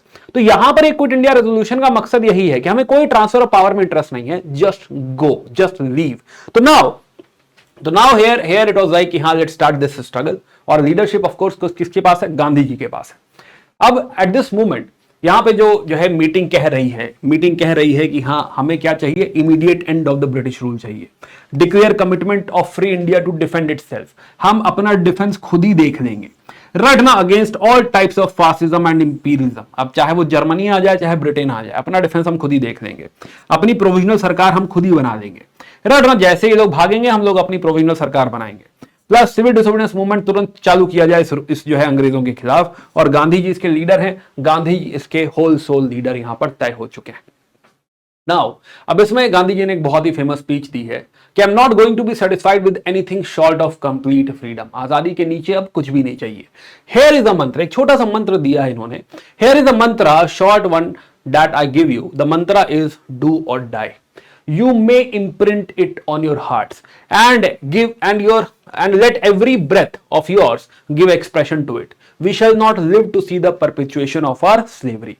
तो यहां पर इन्होंने बहुत छोटी सी एक बात कही, डू और डाई, पर क्या करना है और ऐसा क्या करोगे कि मर जाओगे वो नहीं पता, रखना बस इतना ध्यान रखो, है ना, वो क्या करना नहीं मालूम, बट इतना ध्यान रखो कि हाँ ये गुलामी देखने के लिए हम जिंदा ना रहे, है ना, ये गुलामी हमको और नहीं देखनी, ये स्लेवरी खत्म होनी चाहिए, गुलामी खत्म होनी चाहिए, उसके लिए जो करना पड़े करो, तो डू और डाई कह दिया है यहां पे।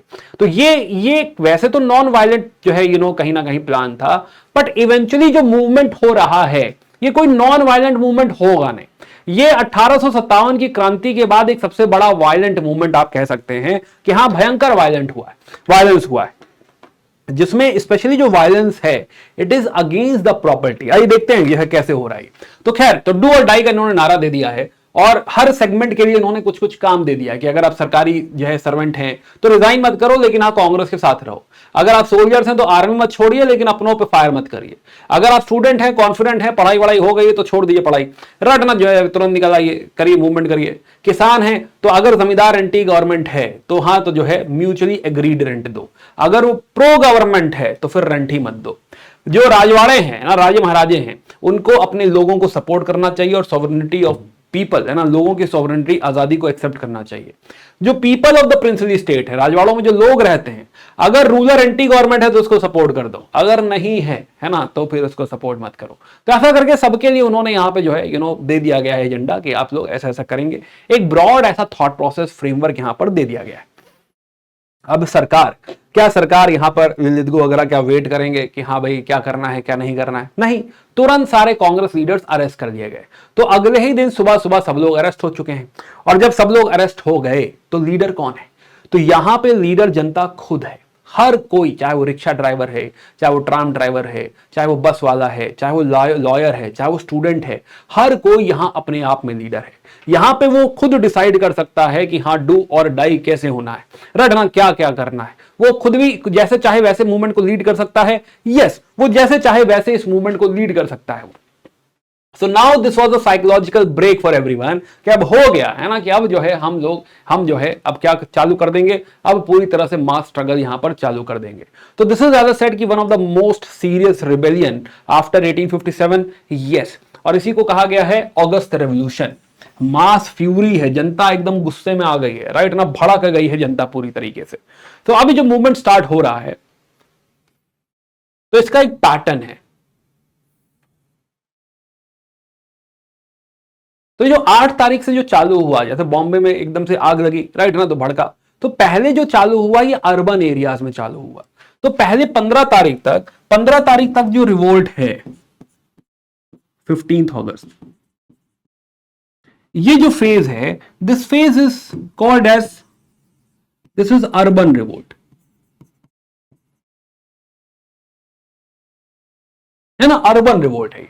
मई 1942 का फेनोमेना है, ध्यान से समझो इसे। तो हाँ, तो इनिशियल फेज जो है, पहला फेज जो है, दिस इज अर्बन रिवोल्ट, जिसमें जो अर्बन सेंटर्स हैं, कलकत्ता हो गया, मेन बॉम्बे हो गया, है ना, लखनऊ हो गया, दिल्ली हो गया, जो अर्बन सेंटर्स हैं यहाँ पर, अर्बन सेंटर्स में सारा जो है हड़ताल और स्ट्राइक और बॉयकॉट ये सब चालू हो गया। सो नाउ सो जो जो गांधी जी ने सिखाया था, राइट, सब कुछ चालू कर दिया, स्ट्राइक, बॉयकॉट, पिकेटिंग, राइट। तो हाँ, तो ये हड़ताल वगैरह हर जगह हो रहा है। And the important part is, यहां पे चालू हुआ डिस्ट्रक्शन ऑफ द प्रॉपर्टी। जो भी कुछ सरकारी मिले, अगर आपको कोई सरकारी जो है खंबा दिख जाए, है ना, तोड़ दो उस खंबे को।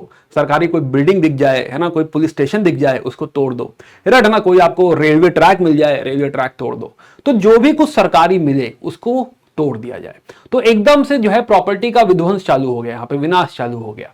और जो भी सरकार थी, सरकार एकदम छोड़ छाड़ के भागने लगी। सरकार बोले तो कि जो मुलाजिम थे, ऑफिसर्स थे, पुलिस वाले थे, अब ऐसे में कोई पुलिस वाला डंडा लेके थोड़ा निकलेगा इसको संभालने के लिए। वो पुलिस वाला खुद भी कपड़े बदल लेगा, कहेगा मैं भी इसी मूवमेंट का पार्ट हूं भाई, क्योंकि पुलिस वालों की पिटाई बहुत होगी अगर ये रोकने आ गए। तो हाँ, तो कोई रोकने नहीं आएगा यहाँ पे। यहाँ पे सब जो है सब डंडा लेके घूम रहे हैं, है ना। ऑफिस खुद ही खाली छोड़ दिया कि हाँ, लो फाइलें जला दो, लो आग लगा दो बिल्डिंग में, तोड़ दो बिल्डिंग, जो करना है करो। तो now this was complete destruction. This is called as the great August uprising.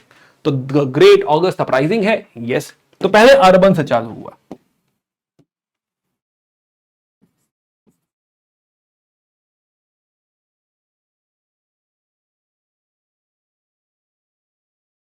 और इसमें जनरली जो चालू कर रहे हैं वो स्टूडेंट्स हैं।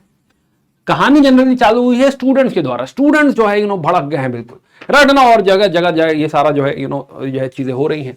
और फिर स्टूडेंट्स ने डिसाइड किया कि ऐसा है, ट्रेन पकड़ते हैं, चलते हैं गांव, चलते हैं, है ना, बाकी टाउन्स में चलते हैं, है ना, जगह जगह चलते हैं। So now this movement had moved to country side. तो अर्बन रिवोल्ट सेकेंड फेज में this has moved to country side. This is second phase, है ना, कि हाँ, सात आठ दिन में अब ये जो आग थी वो फैल गई, गांव गांव में फैलने लगी जो है आपके दूसरे शहरों में। तो जैसे कि मान लो बिहार से चालू हुआ, तो बिहार में पटना से चालू हुआ, तो पटना के जो स्टूडेंट्स थे फिर वो बाकी जगह गांव गांव डिस्ट्रिक्ट वगैरह जाने लगे। जमशेदपुर में भड़क उठा, जमशेदपुर में टिस्को था, वहां की जो सारे जो मजदूर थे, 30,000 मजदूर थे, स्ट्राइक मार दी उन लोगों ने, राइट ना। तो हाँ, तो ये चालू हो चुका है, यस। तो सेकेंड फेज जो है वो कंट्री साइड चालू हो चुका है। अब यहाँ पे जो किसान वगैरह हैं वो भी स्टूडेंट्स पहुंचे वहां पे, है ना, कि किसान भाइयों को भी जोड़ दिया। तो अब किसान वगैरह भी इसका पार्ट बन चुके हैं, राइट ना। जो भी कम्युनिकेशन सिस्टम है जो हम बात कर रहे थे, जो भी गवर्नमेंट बिल्डिंग मिली, है ना, सब तोड़ताड़ डाली। अभी सरकार गायब हो गई है यहाँ पे जिलाध्यक्ष जो डीएम वगैरह थे सब छोड़ छाड़ के भाग गए। अब ऐसे में कई जगह पे पैरेलल गवर्नमेंट भी सेटअप कर दी। तो कई जगह पे जो एक और फीचर हमको देखने को मिला वो था पैरेलल गवर्नमेंट। छोटी छोटी जगह पे, कुछ डिस्ट्रिक्ट में, कुछ एरियाज में हमने अपनी ही सरकार बना दी। तो इस दौर में हमको क्या देखने को मिला, इस कंट्री साइड वाले दौर में हमको देखने को मिला पैरेलल गवर्नमेंट्स।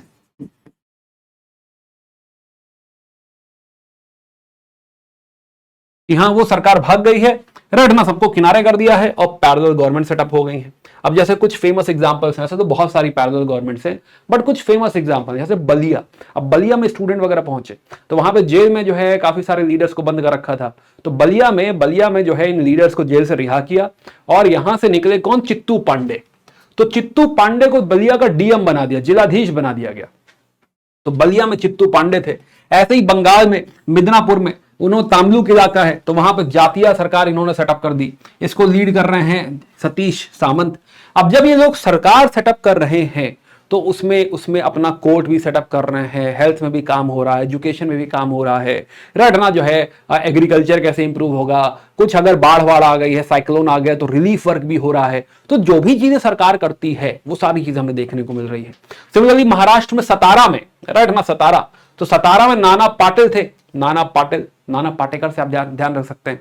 तो सतारा में नाना पाटिल ने जो है एक सरकार बना दी। तो वैसे ही ऑर्गेनाइजेशन, वैसे ही सारी चीजें यहां भी हमको देखने को मिली। सिमिलरली तालचेर में लक्ष्मण नायक लीड कर रहे थे। And then there are more जो है सच पैरेलल गवर्नमेंट्स। तो अब ये जगह जगह भारत में जो है स्टेट्स में अब ये फैल रहा है, चाहे वो आपका बिहार हो। बिहार इनफैक्ट सबसे ज्यादा पावरफुल मूवमेंट माना गया है कि हाँ, जितना भयंकर जो है you can say quit India movement Bihar में हुआ है उतना कहीं नहीं है। तो बिहार हो गया, वेस्टर्न यूपी ईस्टर्न यूपी हो गया, देन पूरा यूपी, बट हाँ ईस्टर्न यूपी को ज्यादा ही भयंकर तरीके से इन्वॉल्व था। बंगाल हो गया, उड़ीसा हो गया। तो ये जो पूरा पैच है, राइट ना, ये पूरा पैच अफेक्टेड है। तो ये जो पूरा पैच है आपका, ये वाला part including Andhra and all, ये पैच हाईली अफेक्टेड है। प्लस हम बात कर रहे हैं महाराष्ट्र वगैरह में, गुजरात तो गढ़ है गांधी जी का, सरदार पटेल का, तो यहां भी एंटी गवर्नमेंट सब कुछ चालू हो चुका है। यस, कहां पे ये बहुत स्ट्रांग पार्ट बता रहा हूं मैं। कहां पे वीक है? वीक है एक तो मद्रास में वीक है, राइट ना, मद्रास में नहीं है भाई, मद्रास में नहीं है। रीजन जो सी राजागोपालाचारी हैं, वो अभी इस मूवमेंट को सपोर्ट नहीं करते, इस मूवमेंट को उन्होंने सपोर्ट नहीं किया है। वीक है यहां पर पंजाब और एनडब्ल्यूएफपी वाला एरिया, जिसे हम उम्मीद नहीं कर रहे थे। तो यहां पे फिर भी शांति है, बट बाकी का जो भारत है वो भड़क चुका है। इनफैक्ट प्रिंसली स्टेट्स में जो सबसे ज्यादा अफेक्टेड एरिया है वो है मैसूर। बहुत सारे प्रिंसली स्टेट्स भी अफेक्टेड हैं, बट मैसूर एक बड़ा एग्जांपल है। तो इस तरह के पैरेलल गवर्नमेंट देख रहे हैं, पूरा एरिया अफेक्टेड है। ऐसा लग रहा है कि हाँ, सरकार को पूरी तरह से उखाड़ के फेंक दिया गया है। इस तरीके का यहां पे जो है कांड हो गया है। नाउ अब सरकार क्या करे? तो सरकार जो है यहां पे ऑलरेडी सरकार युद्ध के तो सरकार यहां पे ऑलरेडी क्या झेल रही है? युद्ध चल रहा भाई सरकार का, ब्रिटेन का ऑलरेडी। तो ब्रिटेन क्या ये सारी चीजें मैनेज कर सकती है? नहीं, है ना। ब्रिटिश सरकार ये सारी चीजें मैनेज नहीं कर सकती, प्यार से तो बिल्कुल मैनेज नहीं कर सकती। तो यहां पे ब्रिटिश सरकार, क्योंकि पुलिस तो फेल हो गई है, तो यहां पे आर्मी बुलाई गई है, और आर्मी के साथ साथ एयर फोर्स ही बुलाई गई है। ओडिशा के कुछ इलाकों में एयर फोर्स के द्वारा बम गिराए गए हैं, गोलियां मारी गई हैं, मशीन गन्स चलाई गई हैं और लोगों को मार दिया गया है ना। तो अब यहां पर हमें रोकने के लिए एक ही जो है तरीका था कि आर्मी बुलाई जाए। तो यहां पे लोगों को कंट्रोल करने के लिए बुलाई गई आर्मी।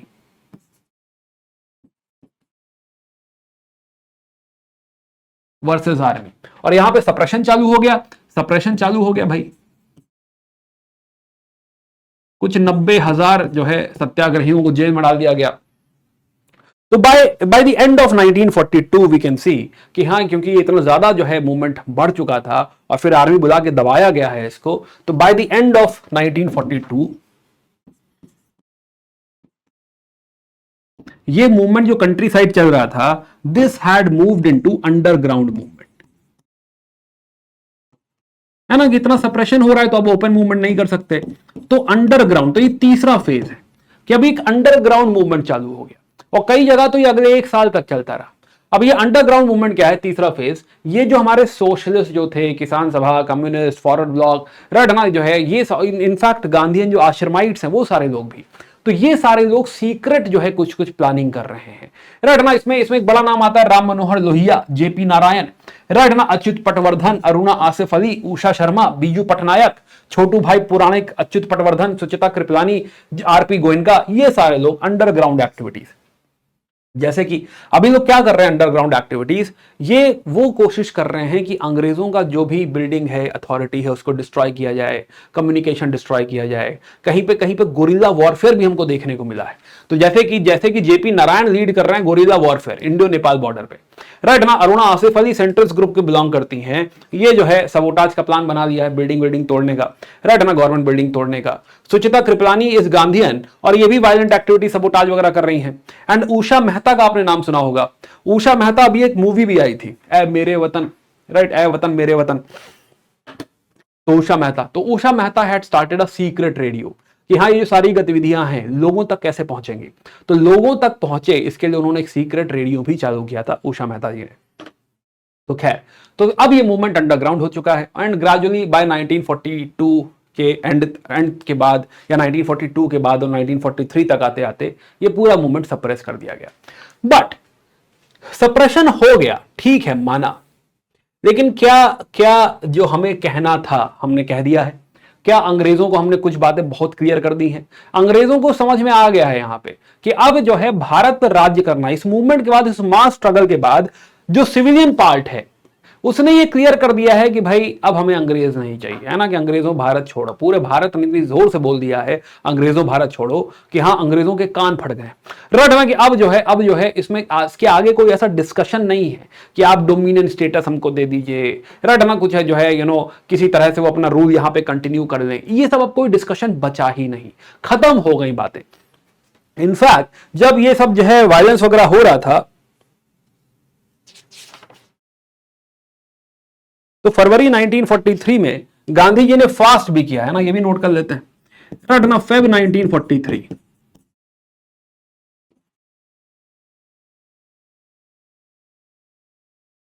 ये जो स्टेट इतना वायलेंस था, लोगों के वायलेंस के खिलाफ नहीं, जो स्टेट इतना वायलेंस कर रहा है, गांधी जी ने अपनी स्पीच में यह भी कहा था कि this time you can decide your non violence, है ना, मेरा वाला नॉन वायलेंस मुझे नहीं चाहिए। रटना कि वही आपके लिए भी नॉन वायलेंस है, ऐसा जरूरी नहीं है, नॉन वायलेंस आप अपने हिसाब से डिसाइड कर सकते हैं, और अगर आपका नॉन वायलेंस मेरे नॉन वायलेंस से डिफर भी करेगा तो I shall not swerve, I shall not flinch, ऐसा कहा है गांधी जी ने कि मैं डगमगाऊंगा नहीं, मैं मूवमेंट कॉल ऑफ नहीं करूंगा, जैसे चौरी चौरा में कर दिया था ना, ऐसा मैं नहीं करूंगा। तो गांधी जी ने यहां पे कह दिया था कि हाँ, कुछ भी हो जाएगा, मैं मूवमेंट कॉल ऑफ नहीं करूंगा। तो गांधी जी ने यहां पे फास्ट रखा है अगेंस्ट स्टेट वायलेंस, की स्टेट जो आर्मी से सप्रेस कर रहा है उसके खिलाफ इन्होंने फास्ट रखा हुआ था।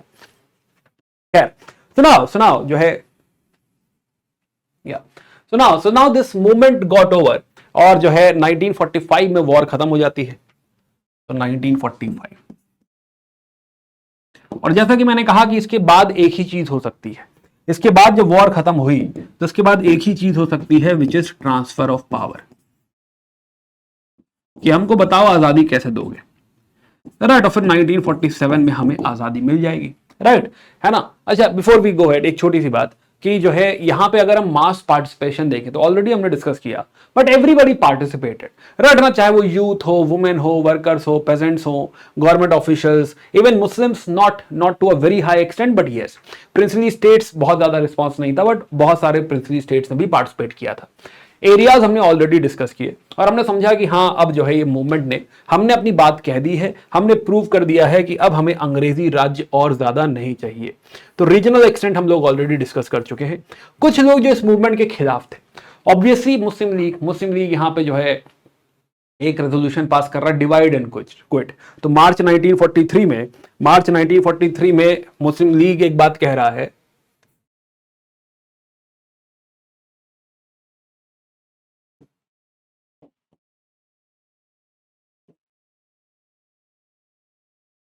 मुस्लिम लीग अपने सेशन में कह रहा है डिवाइड एंड क्विट, कि क्विट करो बट डिवाइड करके जाओ भाई। वो अलग ही डिमांड कर रहा है, डिवाइड एंड क्विट। तो Muslim League had not at all supported. Second जो है हिंदू महासभा, तो उस समय विनायक दामोदर सावरकर जो है इसके प्रेसिडेंट थे, and he had also not supported. He said कि ये जो मूवमेंट है ये स्टेराइल है, अनजस्ट है, injurious to the Hindu cause है। रटना, VD Savarkar, BS Moonje, SP Mukherjee, ये they were supporting the Britain efforts, और आरएसएस मोर और लेस इससे अलग ही रहा है। हालांकि कुछ लोग ऐसे भी थे हिंदू महासभा में जिन्होंने इस मूवमेंट को सपोर्ट किया है, इसलिए हिंदू महासभा का 100% क्लियर स्टैंड नहीं है, but still overall what we can see कि हाँ, एक फुल सपोर्ट यहां पर नहीं है। Similarly B R Ambedkar actually viceroy की वॉर कैबिनेट का पार्ट है इस समय, है ना। तो हाँ, तो उन्होंने वाइसरॉय की एग्जीक्यूटिव ज्वाइन कर ली है एज अ लेबर मेंबर। तो इन्होंने मूवमेंट सपोर्ट किया है? नहीं। सीपीआई, क्या सीपीआई ने मूवमेंट सपोर्ट किया है? सीपीआई जो है ना, जो है कम्युनिस्ट पार्टी ऑफ इंडिया, ये कम्युनिज्म फैलाना चाहती थी, और कम्युनिज्म उसने किससे सीखा था? रशिया से सीखा था। रशिया किसकी तरफ था? ब्रिटेन की तरफ। तो क्योंकि रशिया ने ब्रिटेन को ज्वाइन कर लिया था, तो सीपीआई ने कहा कि ये तो लोगों की लड़ाई है, पीपल्स वॉर है। तो सीपीआई भी जो है किसके साथ हो गई है? ब्रिटेन के साथ हो गई है। तो क्या वो क्विट इंडिया मूवमेंट को सपोर्ट करेगी? नहीं, इनफैक्ट क्विट इंडिया मूवमेंट के अगेंस्ट में काम करेगी। तो सीपीआई ने भी सपोर्ट नहीं किया है। नाउ अब next thing is we must understand कि एक जो हम लोगों ने अब तक कहानी देखी,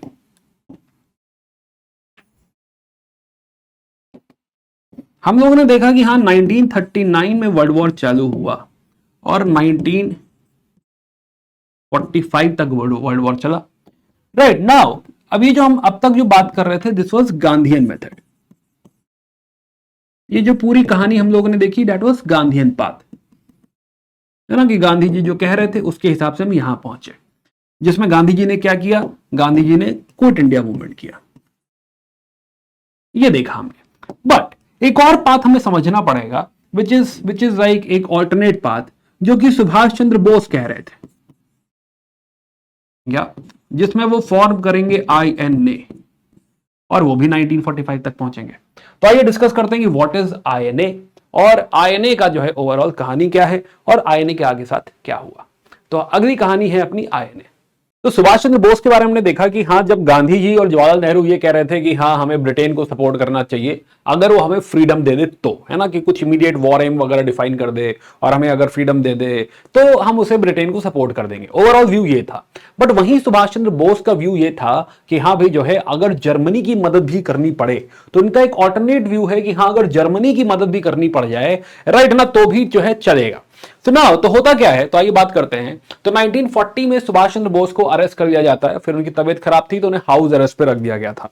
नाउ समवेयर अराउंड 1941 में इन्होंने हाउस अरेस्ट जो है जनवरी 1941 में वो हाउस अरेस्ट से निकल पड़े। आइए समझते हैं।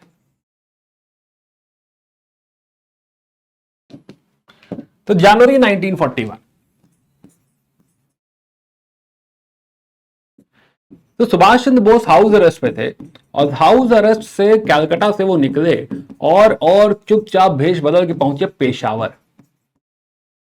पेशावर, फिर पहुंचे काबुल और फिर गए वो रशिया, मॉस्को जा रहे थे। बट इसके पहले अच्छा रशिया क्यों जा रहे थे, तो सुभाष चंद्र बोस क्या है, सोशलिस्ट है, सोशलिज्म में उनको विश्वास है, तो कहीं ना कहीं फिलॉसफी वाइज वो रशिया के साथ अलाइंड है।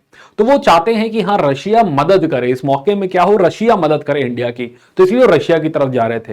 लेकिन फिर क्या हुआ कि इसके पहले रशिया से मदद मांग पाते, उसके पहले जो है क्या हुआ, रशिया के ऊपर अटैक हो गया।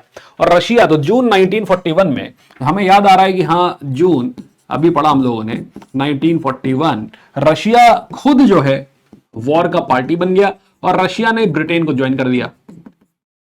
तो क्या अब रशिया ब्रिटेन के खिलाफ मदद कर सकता है? नहीं। तो ये तो मुद्दा गया।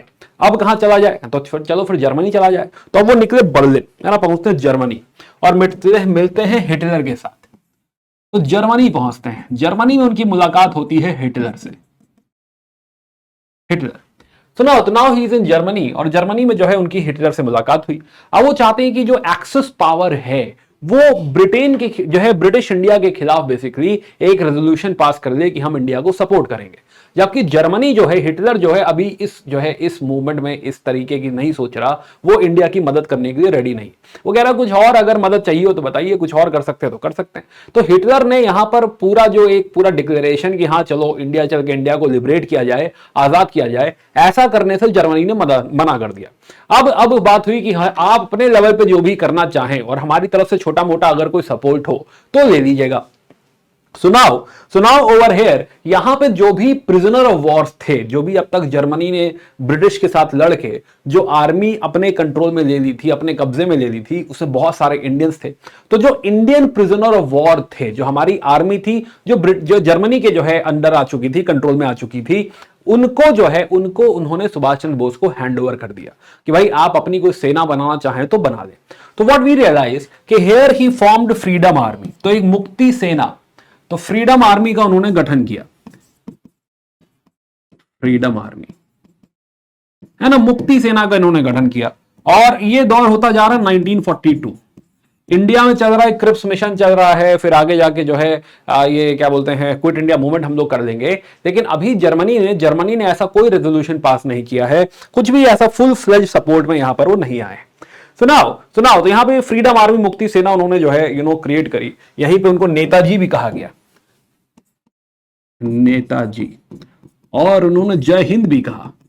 तो सेना को उन्होंने जो सेना क्रिएट करी, मुक्ति वाहिनी, उसमें जय हिंद कहा गया, जय हिंद का नारा लगा। इसके साथ साथ उनको एक रेडियो भी दिया गया। तो यहां पे इनको साथ में एक रेडियो भी दिया गया, फ्री इंडिया रेडियो। हेडक्वार्टर कहां पे है, हेडक्वार्टर इसका ड्रेसडेन में इसका हेडक्वार्टर है। तो इसी ये जो रेजिमेंट बना रहे हैं, जो सेना बना रहे हैं, उसी में नाम है कि टाइगर लीजन, इंडीश legion, freedom army, Mukti Sena, है ना, सब इसी का नाम है। तो ना हो तो उनको एक रेडियो भी दे दिया, फ्री इंडिया रेडियो, कि यहां से आप अपना प्रसारण करिए, अपनी जो भी आपको बात कहनी है, फ्री इंडिया रेडियो।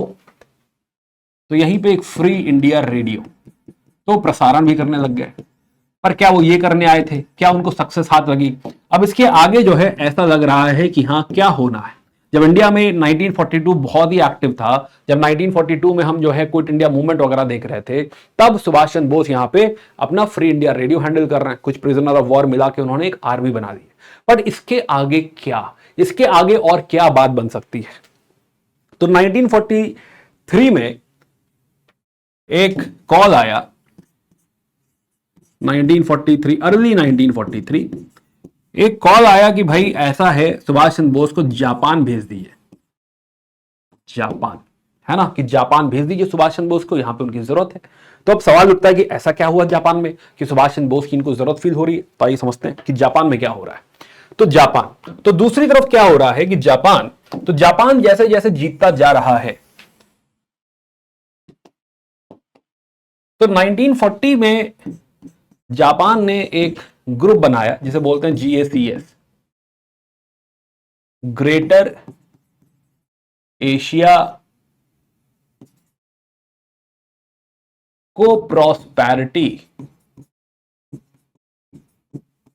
स्फेयर, ऐसा करके।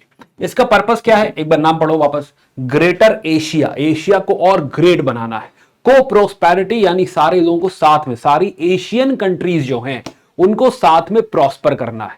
तो ये एशियन ब्लॉक बनाने की कोशिश कर रहे हैं।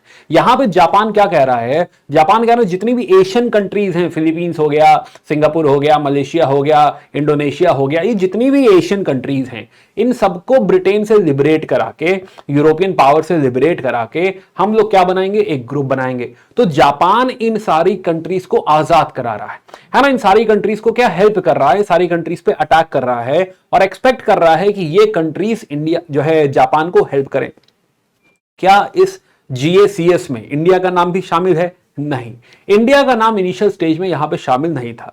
लेकिन याद करिए कि हमने एक रेवोल्यूशनरी वाले चैप्टर में एक हमने बात करी थी किसी लीडर की, हमने बात करी थी कि कोई एक महान क्रांतिकारी है, the greatest revolutionary of India, the most dangerous revolutionary of India. ऐसा हमने एक खतरनाक क्रांतिकारी की बात करी थी जो इंडिया में कभी पकड़ा नहीं गया, जो कई जगह इन्वॉल्व था बट कभी पकड़ा नहीं गया, जो गदर में भी था, राइट ना। तो वो यहां पे थे, कौन थे भाई? वो थे रासबिहारी बोस। तो रासबिहारी बोस, तो रासबिहारी बोस क्योंकि यहां पे अपना नेटवर्क बना चुके हैं, पॉलिटिकल इंपैक्ट है, तो वो कहीं ना कहीं कामयाब हो जाते हैं कि भाई इस ग्रेटर एशिया को प्रोस्पेरिटी स्फीयर में लिस्ट में इंडिया का नाम भी डलवा देते हैं कि हां भाई इंडिया को भी लिबरेट कराएंगे हम लोग, राइट ना, कि इंडिया को ऐड किया जाए। तो इंडिया भी ऐड हो गया है, अब इंडिया भी ऐड हो गया है। अब जब इंडिया ऐड हो गया है तो यहां पे बात उठती है कि भाई जितनी हम लोग आर्मी जीत रहे हैं, जो इंडियन आर्मी हम लोग जीत रहे हैं, ये जो प्रिजनर ऑफ वॉर हैं जो उनके उनके कब्जे में आ गए हैं, जैसे जर्मनी के कब्जे में आ गए थे, है ना, कि हाँ जैसे मान लो सिंगापुर पे अटैक किया तो सिंगापुर में ब्रिटिश आर्मी है, अब ब्रिटिश आर्मी में इंडियंस भी हैं। तो जब ब्रिटिश आर्मी हारी और सरेंडर करेगी तो जो उसमें इंडियन सोल्जर्स हैं वो क्या है, वो प्रिजनर ऑफ वॉर हैं। इनकी क्या एक सेना बनाई जा सकती है, या फिर जो सिंगापुर, मलेशिया, इंडोनेशिया में जो इंडियंस रह रहे हैं क्या उनको मिला के कोई सेना बनाई जा सकती है? तो यहां पे ये प्लान बना कि हाँ चलो एक सेना बनाई जाए। अब इस प्लान को एग्जीक्यूट करने के लिए भेजा गया मेजर फूजीवारा को, फूजीवारा। तो इस प्लान को एग्जीक्यूट करने के लिए भेजा जाता है फ्यूजीवारा, फ्यूजीवारा। फ्यूजीवारा साउथ ईस्ट एशिया में पहुंचते हैं और उनको यही thought process, same thought process वाले एक इंसान मिलते हैं, कैप्टन मोहन सिंह। तो कैप्टन मोहन सिंह से उनकी मुलाकात होती है, प्लस कैप्टन मोहन सिंह, मोहन सिंह भी सेम व्यू रखते थे, प्लस उनकी हेल्प करी ज्ञानी प्रीतम सिंह ने।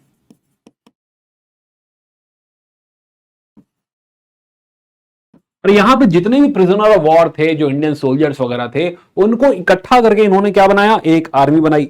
तो साउथ ईस्ट एशिया में इन्होंने एक आर्मी का गठन किया, दिस इज इंडियन आर्मी। अब इसी को आप इंडियन नेशनल आर्मी कह सकते हैं, यस। तो इन्होंने गठन किया एक इंडियन नेशनल आर्मी का, INA। इनिशियल दौर में कुछ 45,000 सोल्जर इसमें थे, बट ये है इंडियन नेशनल आर्मी, आपने इसको नाम दे दिया। बट ये आर्मी किसको रिपोर्ट करती है, वो कौन पॉलिटिकल बॉडी है, वो कौन सी ऐसी गवर्नमेंट है जिसको ये रिपोर्ट करती है? क्या कोई बॉडी ऐसी है? नहीं, ऐसी कोई बॉडी तो नहीं है। क्या एक ऐसी बॉडी होनी चाहिए जिसके कमांड में ये आर्मी हो, है ना? ये आर्मी भाई किस देश की है ना? मतलब इसके ऊपर कौन है, इसको डायरेक्शन कौन देता है, कि कौन चलाता है? तो 1942 में जब हमारे हम जो है क्रिप्स मिशन और क्विट इंडिया कर रहे थे, तो 1942 में दो कॉन्फ्रेंस होती है। एक मार्च में होती है विच इज टोक्यो कॉन्फ्रेंस, इसमें कोई रिजल्ट नहीं आता। तो एक दूसरी कॉन्फ्रेंस जून में होती है which is Bangkok conference. Bangkok में कॉन्फ्रेंस होती है और इसमें लीड कर रहे हैं फिर कौन? रास बिहारी बोस। और यहां पे बनाई जाती है इंडियन इंडिपेंडेंस लीग, एक पॉलिटिकल पार्टी। ऐसा मान लीजिए कि हाँ, देश की सरकार मान लीजिए कि एक पॉलिटिकल पार्टी हो गई Indian independence league, led by रास बिहारी बोस। तो यहां पे फॉर्मेशन होता है इंडियन इंडिपेंडेंस लीग का।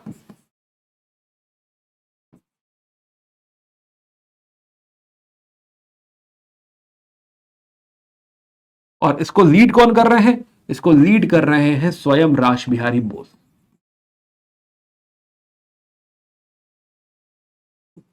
और ये जो आईएनए है, अब ये जो आईएनए है, ये अब इस इंडियन इंडिपेंडेंस लीग को रिपोर्ट करती है। यस, अब ये इंडियन इंडिपेंडेंस लीग को रिपोर्ट करती है और अब जो है ये कोई कैंपेन कर सकते हैं।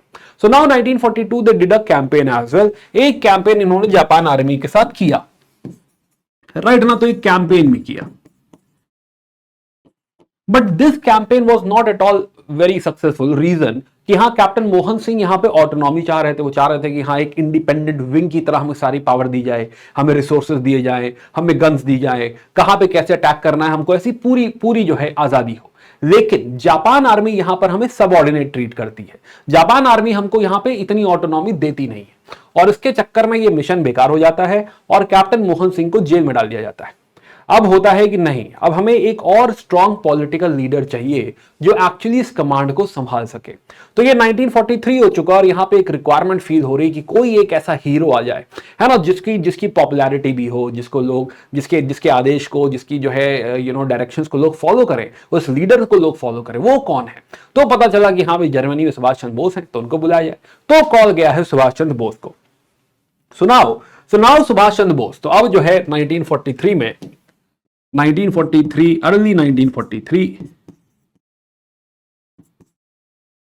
अब जरूरत फील हो रही है कि काश सुभाष चंद्र बोस यहां आ जाए। अब वापस चलते हैं अपनी टाइमलाइन पे। सुनाओ, तो जापान से ये कॉल आया है and now he had left for Japan. Japan में पहुंचे हैं मई 1943 में। तो बाय मई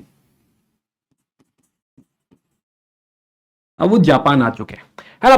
जापान पहुंच गए वो बेसिकली, राइट ना? सुनाओ, तो साउथ ईस्ट एशिया वो पहुंच गए और फिर वो टोक्यो गए और टोक्यो में उनकी मुलाकात होती है जापानीज प्राइम मिनिस्टर टोजो से, है ना? टोजो से मुलाकात हुई और फिर जुलाई 1943 में सिंगापुर पहुंचे।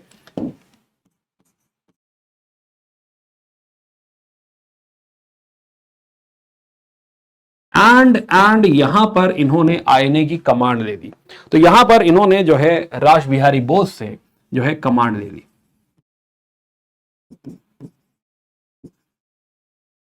अब वो लीड करेंगे, अब वो इस इंडियन नेशनल आर्मी को लीड करेंगे। तो नाउ ही इज हियर। तो हम बात कर रहे थे सुभाष चंद्र बोस जो है जर्मनी में थे और जर्मनी के बाद हमने कैप्टन मोहन सिंह और ज्ञानी प्रीतम सिंह की बात करी कि हाँ, ये इनिशियल एक दौर था जो कि सक्सेसफुल नहीं रहा। और फिर रास बिहारी बोस के रोल की हम बात कर रहे थे कि इंडियन इंडिपेंडेंस लीग उन्होंने स्थापित करी थी, राइट ना? फिर हम बात कर रहे थे कि मई में सबमरीन से आए थे वो, है ना? जर्मनी से जो है जापान आए थे सबमरीन में बैठ के और अब वो यहाँ पहुंच चुके हैं और उन्होंने कमांड ले ली कुछ जून जुलाई 1943। यहाँ पे उन्हें नेताजी कहा गया, यहाँ भी उन्हें नेताजी कहा गया। नाउ अक्टूबर 1943 यहां पे इन्होंने एक प्रोविजनल सरकार सेटअप करी, है ना? कि जैसा कि मैंने पहले भी कहा कि एक गवर्नमेंट चाहिए जो उस आर्मी का हेड है। तो अक्टूबर 1943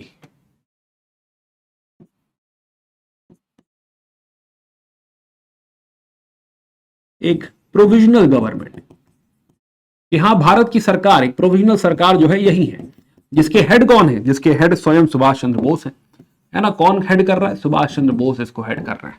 तो एक सरकार उन्होंने सेट कर दी। अब जो है एक सरकार भी है, अब एक आर्मी भी है, अब कैंपेन किया जा सकता है, अब यहाँ पे कैंपेन संभव है। तो एक सरकार इन्होंने बना दी प्रोविजनल गवर्नमेंट, उसमें उसमें जो हेड ऑफ द कंट्री है उसकी पोजीशन स्वयं सुभाष चंद्र बोस ने दी। उसके अलावा कुछ जो मिनिस्ट्रीज उन्होंने सेटअप करी कि फाइनेंस पोर्टफोलियो एच.सी. चैटर्जी का है, then women department Lakshmi Swaminathan ji का है, ब्रॉडकास्टिंग एम.ए. अय्यर जी को दे दी। और यहां पर उन्होंने नारा दिया कि तुम मुझे खून दो, मैं तुम्हें आजादी दूंगा। तो ये नारा उन्होंने यहां पे दिया कि चलो भाई, है ना, कि हाँ चलो दिल्ली, कि दिल्ली चलते हैं, आजाद कराते हैं। तो अब जो है ये जो पूरी आजाद हिंद फौज है, अब जो है यहां पे डिक्लेयर कर देगी कि हम लोग अलाइज के खिलाफ हैं, हम लोग एक्सिस के साथ हैं, हम जापान के साथ हैं, और जा रहे हैं इंडिया को अटैक करने, इंडिया पे अटैक करके इंडिया को लिबरेट कराने जा रहे हैं, आजाद कराने जा रहे हैं। So now another important development was कि जापान ने ऑलरेडी अंडमान निकोबार पे कब्जा कर लिया था। तो नवंबर में अंडमान निकोबार जापान ने हैंडओवर किया और उन्होंने सुभाष चंद्र बोस को हैंडओवर किया, और सुभाष चंद्र बोस ने उनका नामकरण किया, राइट ना, दोबारा नाम रखा, और उनका नाम रखा शहीद और स्वराज।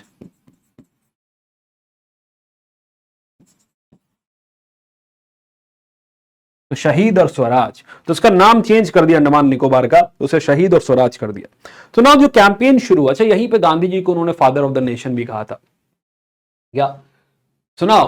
तो यस, तो फादर ऑफ द नेशन, तो 1944 के एड्रेस में उन्होंने फादर ऑफ द नेशन यहां पे किया था। तो फाइनली इम्फाल कैंपेन चालू करते हैं ना, कि हाँ बढ़ते हैं ये लोग, बर्मा की तरफ बढ़ते हैं। तो now they will start Imphal campaign. तो मार्च में somewhere they had started, March 1944, now they have started the Imphal campaign, कि भाई चलो इम्फाल कैंपेन।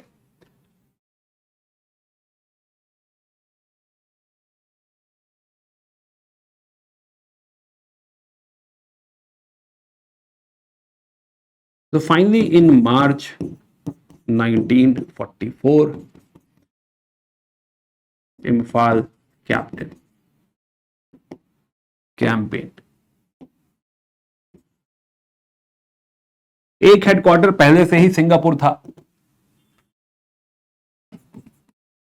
और एक और हेडक्वार्टर डिसाइड हुआ कि दूसरा जो हेडक्वार्टर बनेगा वो क्या है, दूसरा हेडक्वार्टर है रंगून, बर्मा, रंगून। तो नाउ तब ये इम्फाल इंडिया की तरफ जो है चल चुके हैं, राइट है ना। नाउ तो नाउ ये जो जापान की सेना है इसके साथ जो है ये पहुंचे इंडिया की तरफ, राइट ना। एंड यहां पे एक जगह है मोइरांग, या तो जनवरी 1944 हेडक्वार्टर रंगून हो चुका है, मार्च में इम्फाल की तरफ ये बढ़ रहे हैं, और अप्रैल में कर्नल मलिक हैं, तो कर्नल मलिक ने ये जो मोइरांग करके जगह है इसको इन लोगों ने लिबरेट कराया। तो पहली जो आजाद धरती हमको मिल रही है जीतने के बाद वो है मोइरांग, और वहां पर इन्होंने जो है झंडा फहराया। तो मोइरांग वो यादगार जगह है, ऐतिहासिक जगह है जहां पे झंडा फहराया गया, यस है ना। तो हाँ, तो इन्होंने जो है मोइरांग में जो है झंडा फहराया, बट देन ब्रिटिश सेना आ गई and then they were checked at Imphal, तो यहां से इनको रिट्रीट करना पड़ा। एंड रिट्रीट के बाद समवेयर अराउंड 1945 मिड, है ना, अगस्त 1945, एक्चुअली नॉट मिड, अगस्त 1945 में दे हैड टू सरेंडर। तो जापान के साथ जो है उनको भी सरेंडर करना पड़ा, yes. So finally by August 1945, INA surrendered. Along with Japan, INA had to surrender. अब सवाल ये उठता है कि भाई ये जो इतनी सारी मेहनत करी सुभाष चंद्र बोस ने अकेले अपने दम पे, बिना किसी सपोर्ट के, अपने अकेले दम पे जो है घूम फिर के वो कहाँ जर्मनी पहुंच गए, वहां आर्मी वार्मी क्रिएट करी, फिर पता चला जो है सिंगापुर आ गए, सिंगापुर में उन्होंने एक पूरी सरकार बना ली, आर्मी बना ली, आर्मी जापान आर्मी के साथ जो है जा रही है, अटैक कर रही है, इंडिया को लिबरेट कराने जा रही है, इम्फाल जो है कैंपेन उन्होंने किया। द पॉइंट इज कि क्या ये सब कुछ पॉइंटलेस है, क्या इसका कोई वजूद नहीं है, क्या इसका कोई इंपैक्ट नहीं है? This is something very important. So now तो अभी जो आईएनए सरेंडर हुआ, अब जब ये जो है वर्ल्ड वॉर खत्म हो रही है यहाँ पे, है ना, तो हाँ, तो अब ये वर्ल्ड वॉर जो खत्म हो रही है, तो अब उसके बाद जो है अभी जो आईएनए आया यहाँ पे, तो अब होगा इसका ट्रायल कि जो सोल्जर्स पकड़े गए हैं, जो आर्मी ने सरेंडर किया है, अब इनका कोर्ट मार्शल होगा, अब इनका ट्रायल होगा, है ना। तो अब जो है ट्रायल बड़ा इंपॉर्टेंट है, तो आइए इसका इंपैक्ट समझने के लिए ट्रायल समझते हैं। सुनाओ, तो 20,000 सोल्जर यहां पे कुछ पकड़े गए, है ना, आईने के 20,000 सोल्जर। अब जो 20,000 सोल्जर हैं, अब ये अंग्रेजों की दृष्टि से देखो तो यहाँ ये ब्रिटिश सोल्जर थे और इन्होंने विद्रोह कर दिया, ये दूसरी साइड जाके ज्वाइन हो गए और उधर से अटैक कर रहे हैं, तो टेक्निकली इनका कोर्ट मार्शल बनता है। अब इसमें इनका इंटरव्यू किया गया, इनको शॉर्टलिस्ट किया गया और इसमें से फिगर आउट हुआ कि हाँ 2-3 लिस्ट बनाई गई, कि एक व्हाइट लिस्ट बनाई गई कि हाँ ये सारे जो थे इनको गुमराह कर दिया गया था तो चलो छोड़ दो। फिर एक ग्रे लिस्ट बनाई गई कि हाँ जो है इनको भी रिहेबिलिटेट किया जा सकता है, छोड़ा जा सकता है। लेकिन फिर एक ब्लैक लिस्ट बनाई गई कि हाँ ये ब्लैक लिस्ट तो बिल्कुल ही विद्रोह कर दिए थे, इनका क्या करना पड़ेगा, कोर्ट मार्शल करना पड़ेगा, इनका ट्रायल करना पड़ेगा। तो एक ब्लैक लिस्ट बनाई गई जिसके हिसाब से जो भी उस ब्लैक लिस्ट में है उनका ट्रायल होगा, है ना, ऐसे 10 ट्रायल होने वाले हैं। फिलहाल एक ट्रायल जिन्होंने प्लान किया, इन्होंने क्या प्लान किया, अंग्रेजों ने प्लान किया कि एक जो ट्रायल है हम लोग इसे लाल किले में करेंगे, ओपन ट्रायल। इससे क्या होगा, इससे एग्जाम्पल सेट होगा, हम उसमें दिखाएंगे कि देखो ये देशद्रोही जो है ना, हमारे इंडियन हैं, इंडियन सोल्जर्स हैं और ये भारत पर ही अटैक करने जा रहे थे, ये भी भारत के ही खिलाफ चले गए थे, हथियार उठा लिया इन्होंने, भारत पर अटैक कर दिया इन्होंने, तो ये देशद्रोही हैं, एग्जाम्पल सेट किया जाए। और यहां पर 3 लोगों को चुना गया, किसको, शहनवाज खान, प्रेम कुमार सहगल एंड गुरबख्श सिंह ढिल्लो। अब इसमें एक मुस्लिम है, एक हिंदू है और एक पंजाबी है, एक सिख है अपना। तो नाउ अब यहां पे कहीं ना कहीं एक बड़ा एग्जांपल सेट करना चाह रहा है ब्रिटेन और चाह रहा है कि हाँ आईएनए से ये जो सारे सोल्जर्स हैं, सारे सोल्जर्स से इंडियंस नफरत करेंगे, देश पूरा नफरत करेगा, कहेगा देशद्रोही है, इनको सजा दो, ऐसा करके यहां पे ये जो है प्लान कर रहे हैं। और डेट डिसाइड हुई है आईएनए ट्रायल की 5 नवंबर से 11 नवंबर। तो 5 नवंबर से 11 नवंबर क्या होने वाला है, आईएनए ट्रायल होने वाला है।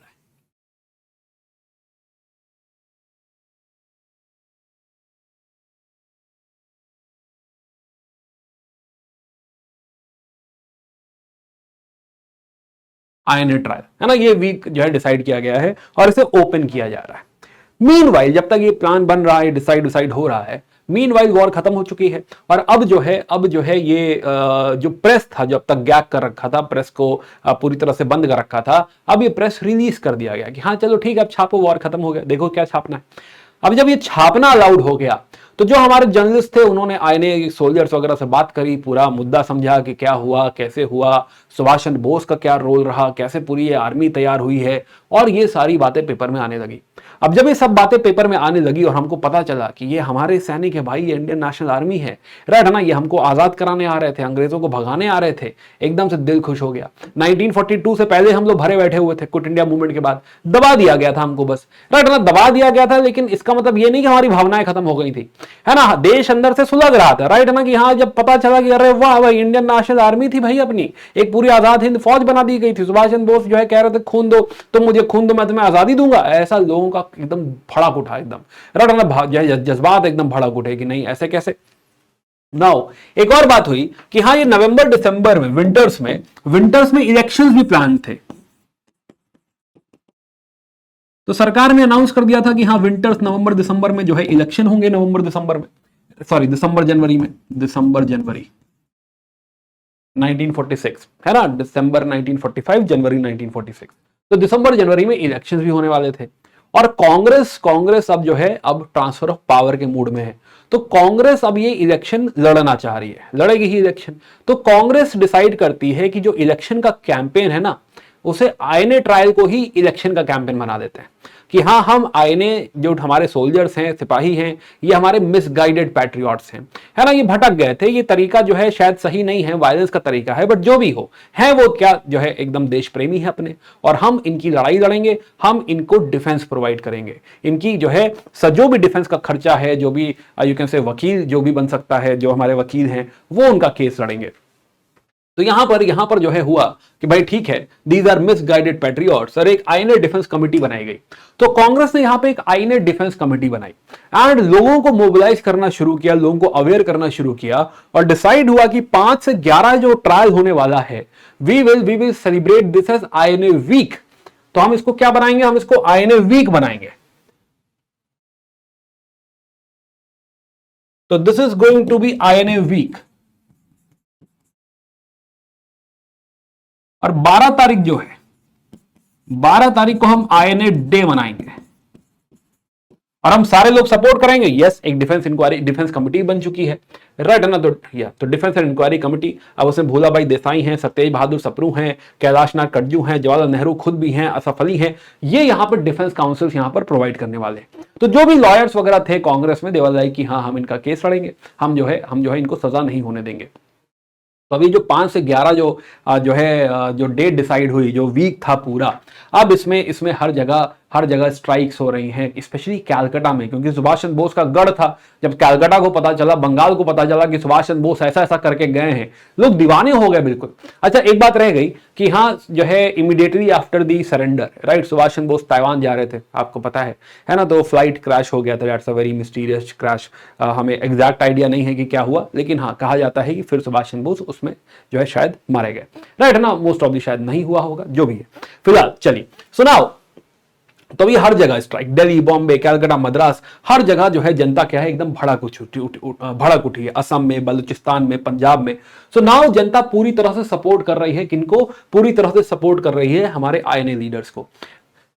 तो मास अपीवल देखने को मिलता है 5 से 11 के बीच में। तो प्रोटेस्ट मीटिंग हो रही है, कहीं कहीं वायलेंस भी हो रहा है, कलकत्ता में तो वायलेंस चालू हो चुका है। जो भी ब्रिटिश एस्टैब्लिशमेंट, तो जैसा हमने क्विट इंडिया मूवमेंट में देखा था ना, थोड़ी देर के लिए फिर से क्विट इंडिया मूवमेंट लगने लग गया कि हाँ फिर से जो ब्रिटिश जो है ऑफिस हैं, बिल्डिंग्स हैं, उनको तोड़ा फाड़ा जा रहा है। जो टैक्सी ड्राइवर हैं, स्टूडेंट्स हैं, ट्रामवे हैं, और लोग जो है सारा झंडा लेके घूम रहे हैं ना। कांग्रेस का झंडा भी लिए हुए हैं, मुस्लिम लीग का भी झंडा लिए हुए हैं, सीपीआई का भी झंडा लिए हुए हैं, कि हाँ जो भी पार्टी, और प्लस इसको सपोर्ट भी सारी पार्टीज कर रही है। मुस्लिम लीग भी इसको सपोर्ट कर रही है आईएनए ट्रायल को, सीपीआई भी सपोर्ट कर रही है आईएनए ट्रायल को। तो हाँ, तो ये सारी पार्टी भी सपोर्ट कर रही है। क्यों भाई? क्योंकि आईएनए में मुस्लिम लीडर्स भी थे, मुस्लिम जो है सोल्जर्स भी थे, राइट है ना। सीपीआई भी इसको सपोर्ट कर रही थी, क्योंकि वर्कर्स भी हैं, वो सोल्जर्स भी हैं, तो सारे ही लोग इसको सपोर्ट कर रहे थे। तो ऐसा भी नहीं है कि इसमें कोई ब्रिटेन के साथ है, इसमें कोई ऐसी पार्टी भी नहीं है कि हाँ आप कहिए कि मुस्लिम लीग उनके साथ है या सीपीआई उनके साथ है, वो भी नहीं है। तो ओवरऑल काफी सॉलिडारिटी आ गई है बिकॉज ऑफ आईएनए, सब एक तरफ हो चुके हैं। अब होता यह है कि हाँ ये जो इतना एजिटेशन वगैरह हो रहा है, गांधी जी भी सुभाष चंद्र बोस को कह रहे हैं कि हाँ he is the Prince among patriots, है ना, कि सारे देश प्रेमियों में वो राजकुमार हैं, ऐसा करके। सो नाउ तो because of this immense support, finally क्या होता है कि 3 जनवरी को जो कमांडर इन चीफ हैं, इन तीनों को आजाद कर देते हैं।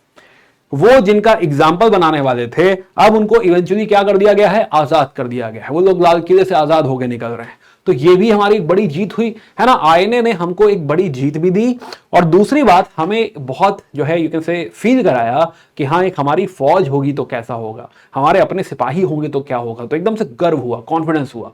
और जो अब तक जो भावना दब गई थी क्विट इंडिया मूवमेंट के बाद, सप्रेस कर दी गई थी, वो भी बाहर आ गई। तो कहीं ना कहीं आईएनए ट्रायल एक तरह का इंडिकेटर है कि हाँ जो क्विट इंडिया मूवमेंट का जो जज्बात था वो खत्म नहीं हुआ है, हम भरे बैठे हैं, हमारे ऊपर आप और रूल नहीं कर सकते, अब गुलामी वाला दिन खत्म हो चुका है, राइट है ना। जल्दी जाइए, अब यहां पे ट्रांसफर ऑफ पावर आप करिए। तो हाँ, तो ये कहीं ना कहीं अंग्रेजों के लिए इंडिकेटर भी है कि हाँ इसके आगे जो है नहीं चल पाएगा। अच्छा, एक ट्रायल और हुआ है अब्दुल रशीद का। तो अब्दुल रशीद जो है, उन्होंने कहा कि मैं चाहता हूं कि हमारा जो केस है वो मुस्लिम लीग लड़े, लेकिन वो केस हार जाते हैं और यहाँ पे इनको सजा सुना दी जाती है। तो फिर जैसे ही इनको सजा सुनाई जाती है, फिर कैलकाटा में जो है क्या होता है, एजिटेशन होने लगता है। खैर, इसके अलावा एक और डेवलपमेंट हुआ, इसी से भड़कने की वजह से एक और डेवलपमेंट हुआ, विच इज रिन म्यूटनी 1946।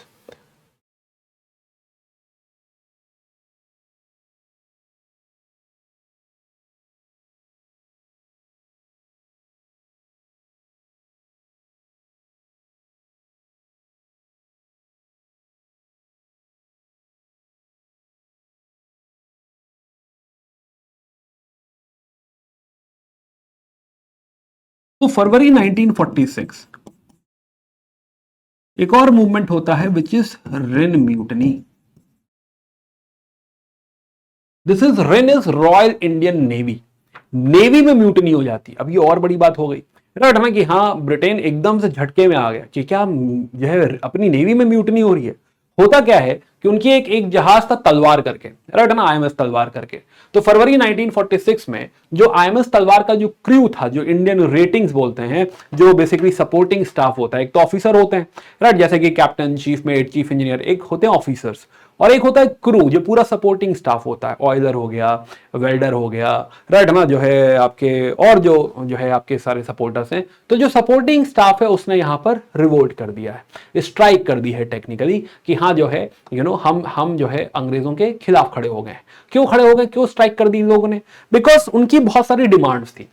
पहली डिमांड उनकी, एक तो सबसे ज्यादा प्रभावित थे जो है अपने आईएनए ट्रायल से, दूसरा they were affected by the racial discrimination, कि जो अंग्रेज जैसा कि सेना में रेशियल डिस्क्रिमिनेशन करते थे, जैसा हमने सपॉइज में पढ़ा था, वैसा ही रेशियल डिस्क्रिमिनेशन यहां भी हो रहा था, कि इनका खाना खराब बन रहा है, इनके रहने की कंडीशन बेकार है, राइट ना, जो है काम ज्यादा कराया जा रहा है, और वहीं यूरोपियंस मजे कर रहे हैं। तो पहली बात तो रेशियल डिस्क्रिमिनेशन से वो बहुत परेशान थे। दूसरा वही कि हाँ वेजेस प्रॉपर नहीं है, राइट ना, जो है खाना भी अच्छा नहीं, जैसा कि मैंने कहा, सुपीरियर ऑफिसर्स बदतमीजी कर रहे हैं। और जब इन्होंने क्विट इंडिया लिखा था राइट लास्ट टाइम, तो बहुत सारे लोगों को अरेस्ट कर लिया गया था। Plus they are also demanding कि हाँ जो इंडियन ट्रूप्स इंडोनेशिया वगैरह में जो है हैं उनको विड्रॉ कर लिया जाए। तो इस तरह से एक जो है जहाज में स्ट्राइक हो गई। अब ये जो स्ट्राइक हुई जहाज में, अब इसकी वजह से और जहाजों में भी स्ट्राइक होने लग गई। प्लस बॉम्बे में जो वर्कर्स वगैरह जो थे, सीपीआई स्पेशली, यहां पे कम्युनिस्ट पार्टी ऑफ इंडिया क्या करेगी कि जो और वर्कर्स वगैरह हैं वो उसके सपोर्ट में स्ट्राइक कर देंगे, तो बॉम्बे में और स्ट्राइक हो जाएगी। तो एक ही छोटा सा इवेंट जो एक जहाज से चालू हुआ, उसकी वजह से नेवी में और भी रिवोल्ट हो रहे हैं, और भी स्ट्राइक्स हो रही हैं, और प्लस जो है प्लस आपकी बॉम्बे में उसकी सपोर्टिंग स्ट्राइक, सिंपैथेटिक स्ट्राइक भी हो रही है। तो अब जो है ये और भड़कता हुआ दिख रहा है। यस तो हाँ, तो अब जो है जैसा मैंने कहा बॉम्बे में, तो बॉम्बे में सपोर्ट में स्ट्राइक हो रही है, अरुणा आसिफ अली है, अच्युत पटवर्धन है, राइट ना, प्लस सिंपैथेटिक मिलिट्री स्ट्राइक और जहाजों में भी हो रही है, कराची में, मद्रास में, विशाखापट्टनम में, कैलकाटा में, दिल्ली में, कोचिन में, जामनगर, अंडमान, बहरेन, एडन, है ना, और भी जगह जो है ये स्ट्राइक्स क्या हो रही है, फैलती जा रही है। सुनाओ, तो इवेंचुअली कांग्रेस और लीग दोनों को बुलाया गया, है ना, और यहां पे इनको नेगोशिएट किया गया, कन्विंस किया गया कि आप लोग सरेंडर कर दें, और इसको सप्रेस कर दिया गया। सप्रेस तो हो गया। देखो सप्रेशन इससे भी इंपॉर्टेंट था, रीजन कांग्रेस और लीग दोनों ही नहीं चाहते थे कि कोई एग्जाम्पल बने कि हाँ नेवी में विद्रोह हो रहा है ना, ऐसा एग्जाम्पल नहीं क्रिएट होना चाहिए, ऐसा प्रेसिडेंस नहीं क्रिएट होना चाहिए। खैर इंपॉर्टेंट थिंग इज कि because of this now you realise कि जो ब्रिटिश सरकार है, ब्रिटिश सरकार, सिविलियंस ने, आम जनता ने क्विट इंडिया मूवमेंट करके ऑलरेडी बता दिया था कि हाँ भाई निकल जाओ अब। और इसको जो है इसको सप्रेस कैसे किया गया था, आर्मी को यूज करके। तो दूसरा जो इनकी मिलिट्री है, तो बिकॉज ऑफ आईएनए ट्रायल्स अब जो मिलिट्री स्टैब्लिशमेंट है वो भी हिल चुका है ना, अब मिलिट्री में भी अफेक्ट हो रहा है। जैसे कि एयरफोर्स के बहुत सारे ऑफिसर्स, बहुत सारे जो इंडियन सोल्जर्स थे वो आ गए जो है इसको सपोर्ट करने में, आईएनए ट्रायल में, रैली में पार्ट ले रहे हैं, पैसे दे रहे हैं, डोनेट कर रहे हैं। सो कहीं ना कहीं रॉयल एयरफोर्स, तो रॉयल एयरफोर्स स्पेशली इसमें बहुत सपोर्टिव है। प्लस इसी का इंपैक्ट था, इसी का एक इफेक्ट हमने देखा, रिन म्यूटनी, नेवी, तो नेवी भी हाथ से चली गई, एयरफोर्स भी हाथ से चला गया, राइट ना, जो मेन आर्मी है उसमें तो इंपैक्ट है ही है। तो अब इसके दोनों पैर टूट चुके हैं ना, सिविलियंस आपको सपोर्ट कर रहे हैं, और इसको दबाने के लिए जो आप मिलिट्री यूज कर रहे थे अब वो भी आपके सपोर्ट में नहीं रही। तो अब 1945 से 47 के बीच में अंग्रेजों के पास एक ही चारा रह गया है, क्या, कि भाई छोड़ो भारत, तो ट्रांसफर ऑफ पावर, कि भाई पावर ट्रांसफर करो और निकलो यहां से। तो हमने 1945 के एंड तक और फिर 1946 की स्टार्टिंग में हमने ये बात प्रूव कर दी है अंग्रेजों को कि और राज्य नहीं हो सकता है, और हम गुलामी बर्दाश्त नहीं करेंगे। इसके आगे अगर हमें दबाना है तो बहुत फोर्स लगेगा, बहुत पैसा लगेगा। क्या हम पे और राज्य मुमकिन है? नहीं। ये बात हम लोग पूरी तरह से क्लियर कर चुके हैं। चलिए सुनाओ जो है हम लोग इसके आगे बात करेंगे, आखिरी चैप्टर ट्रांसफर ऑफ पावर। तो जो है हमने ये लास्ट लड़ाई देख ली, हमने जो है सिविलियन लड़ाई भी देख ली, हमने सुभाष चंद्र बोस का इम्पैक्ट देखा और उसका जो रिपरकशन था, है ना, जो उसका साइड इफेक्ट हमने देखा, पॉजिटिव साइड इफेक्ट हमारे लिए हमने देखा कि हाँ स्पेशली जो मिलिट्री विंग है उसको उन्होंने जो है कहीं ना कहीं इंसाइट कर दिया है। प्लस हमें भी वापस कॉन्फिडेंस दिया है, वापस हमारी भी आवाज बढ़ गई है। Yes, so now the last thing is left is transfer of power, कि अभी 45 से 47 में अंग्रेज सिर्फ यही डिसाइड डिसाइड करेंगे कि हाँ भाई पावर कैसे ट्रांसफर करना है, क्या जो है क्लॉजेस होंगे, किस तरीके की सरकार होगी और कैसे बनेगी सरकार, और ये विभाजन कैसे होगा, नेक्स्ट चैप्टर में हम लोग यहां से कंटिन्यू करेंगे। चलिए, तो उम्मीद है कि हाँ ये डिस्कशन आपको पूरा समझ में आया होगा। बाकी प्लीज पढ़ते रहिए, मेहनत करते रहिए। मैं देख रहा था कि लास्ट जो है पिछले सेशंस में राइट है ना, बहुत सारे लोग प्रेजेंट हैं, बहुत सारे लोग मेहनत कर रहे हैं, लगे रहिए है ना। ऑफ कोर्स जो पहले चैप्टर में बहुत सारे लोगों का एंथुसियाज्म था राइट है ना, वो धीरे धीरे धीरे धीरे करके ऐसा ही होता है, नॉर्मल है कि हाँ लोग शुरू करते हैं लेकिन फिर खत्म नहीं कर पाते हैं, तो this is a very normal thing है ना। लेकिन जो खत्म करता है वही जीतता है, जीतने के लिए खत्म करना इंपॉर्टेंट है। तो मेरी दुआएं आपके साथ हैं कि आप जो है खत्म करें और जो है आप मेहनत करें, सेलेक्ट हो। बाकी मिलेंगे in the next chapter. Bye bye, take care, good day, जय हिंद।